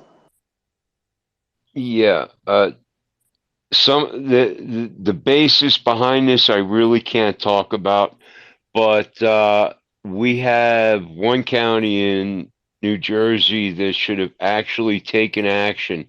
They were given actionable intel by two other sheriffs and chose not to do jack because they are so heavily entrenched democratically. When I talk about commie Jersey, yeah, I'm another member. I'm like Marlon. That's my comrade sitting alongside of me.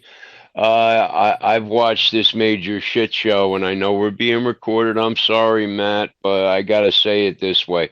I came out of a state that was so blue, or a county in New Jersey that was so blue that 40 of their politicians got arrested. Guess what they went to jail for? Amongst, forget the governmental ones, the harvesting of human organs. So yeah, that's how devious and actual shit show kind of people the Democrats are at the local level, and that had been going on. That particular county had been blue for probably 75 to 100 years of its existence. So yeah, but the same thing goes on in a lot of counties in the state of New Jersey. They are base blue to the point where don't forget, sheriffs are elected officials. What happens if you don't do what the puppeteers tell you to do? You don't get reelected and you lose your edge. And on that, I'm sorry, I had to stick that in there. Pop, please go ahead, man. I'm sorry you had to wait so long. No worries. I just wanted to thank Denise for coming over. It helps to have some reinforcement whenever you're making some of the arguments that I was making, and it really does help for everybody to come in and help support one another. And as far as the sheriffs, we reached out to our local sheriff, and a lot of the sheriffs in our state here in Alabama all understood where they stood under the law, and those financial contracts that they thought that they were bound to was not what bound them. It was them being elected to office. And our sheriff, along with several other sheriffs, threatened our legislators and ATF that if they decided to infringe on the rights of the people in this county and several other counties in this state, that the sheriff would use his authority as the sheriff and deputize every citizen of his county. So that would give them legal rights to hold and keep and bear arms as a member of the sheriff's department. So yeah, there is things that can be done, but you have to go and talk to your sheriff. Yeah, like I told you guys, we have to talk to our local officials because they are just as ignorant as we all were. And there's a lot of us that's educating ourselves and trying to help educate others. So Absolutely, and that's first in protocol. And I would say, don't vote Trump.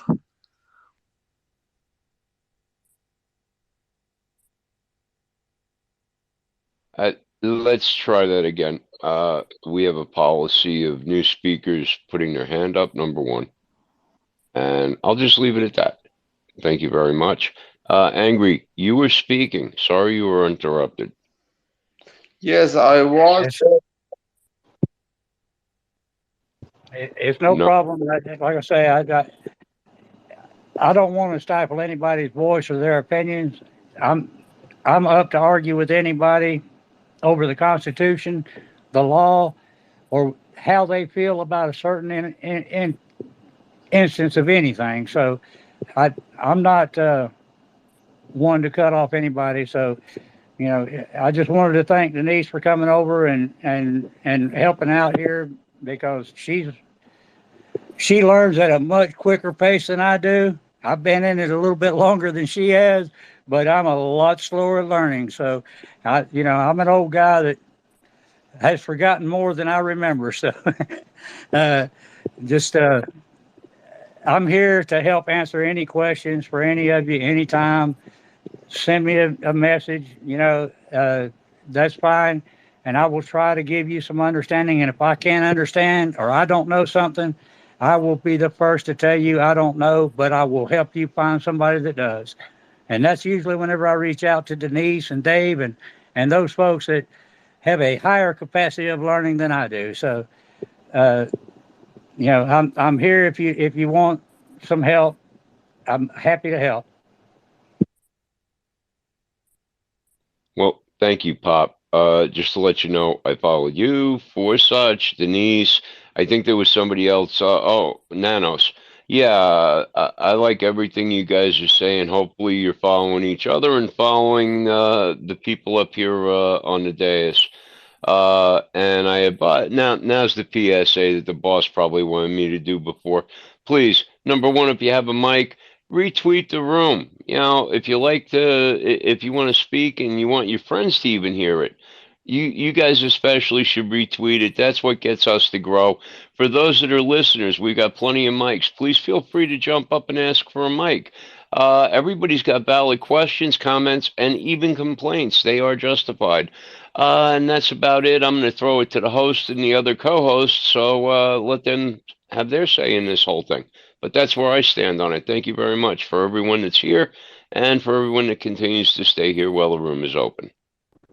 Thanks. Yeah, I was probably going to bring it to a close, and we were doing kind of a soft ending to the discussion.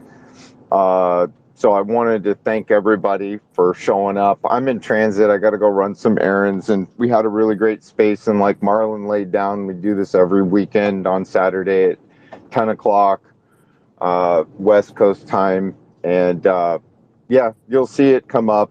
We've been talking civil liberties, the Constitution, early vote action, and election integrity, censures by the Arizona GOP. We've been talking about this stuff for weeks. So if you just stumbled across it today, we have a recording space library. We're working on putting all of these discussions on YouTube and on our website so that you can go and check them out.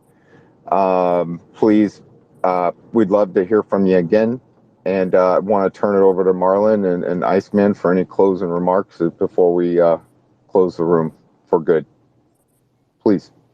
No, thanks, guys. It was Matt. Thanks for doing it. And, listening to the discussion and really, learning and realizing that there's a large community out there of us. So, I'm excited that this is the first time I met Jill, and I think I've spoken to Angry Pop before and Denise. So, everybody that came in, Red Dot, TT Tran down there. Appreciate you guys for showing up, and it was great. It was great to meet you all. So yeah, we got to do more of this to educate people, to send them out in our communities. Remember, we're breeding these candidates from the ground up. So thanks for having me, buddy. And yeah, my final thoughts are really quick. Thank you all for being here. Please feel free to come back. Marlon, myself, and or MAGA or a guest co-host. We run a space every morning, Monday through Friday, 9 to 5, called the Afterground. Highly advise you to stop in and at least check out what goes on a day-to-day basis in the spaces that are hosted by MagaMission. And for those that haven't heard it, I'm gonna hawk it quick before I shut down. I'll go back to the boss. MagaMission.org. If you haven't checked it out, look us up. Either just use the hashtag in Google or whatever search engine you've got running, or type it all the way out. At least see what we're all about. Understand our main premise is whatever mission that you have in your locality, wherever you are in the United States or in Europe or in Australia.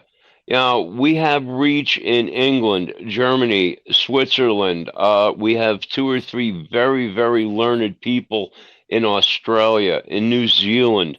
We have a regular morning guest, a legacy speaker that comes in on us from Auckland or outside of Auckland. So don't be afraid to tell your friends, you know, even if they're in another country. Oh, by the way, we also have connections in Brazil. And yeah, let me shut up now. But the point is, what I wanted to say, if I didn't say it, I might have said it in my head already. Your mission can be our mission. We will help you make your mission successful. And we have already shown that. We have a track record. And that's all I'm going to say. Thank you again. God bless you and yours. May everybody have a healthy and fun weekend, whatever's left of it. For those of you that are still in spaces, I might pop in and see you somewhere along the line in the next 24, or I'm going to dive into a series of movies. Matt, thanks again for making me a co-host, and it's yours, bro, to close it down. Awesome. Yeah, sometimes short is sweet. We hit an issue hard. It's full of great points, and sometimes we have rooms that go 4 hours, and those are just as dynamic. So I just figured, let's reset our spaces, let's reset our day, and call this one a great one for the books. And we will post this one up for other people to hear all the great stuff Angry Pop said, all the great stuff Jason said, Nanos, and all the speakers, because it was really great stuff today, and I'm so thankful. So yeah, catch one of these other shows. And God, I think we might have forgot the National Owner Operators Association too. Check out TNOOA for the National Owner Operators Association, and to support the truckers, because they are the lifeblood of the country. And with that, I'm going to close the space and say God bless you all and Godspeed. Thanks, man.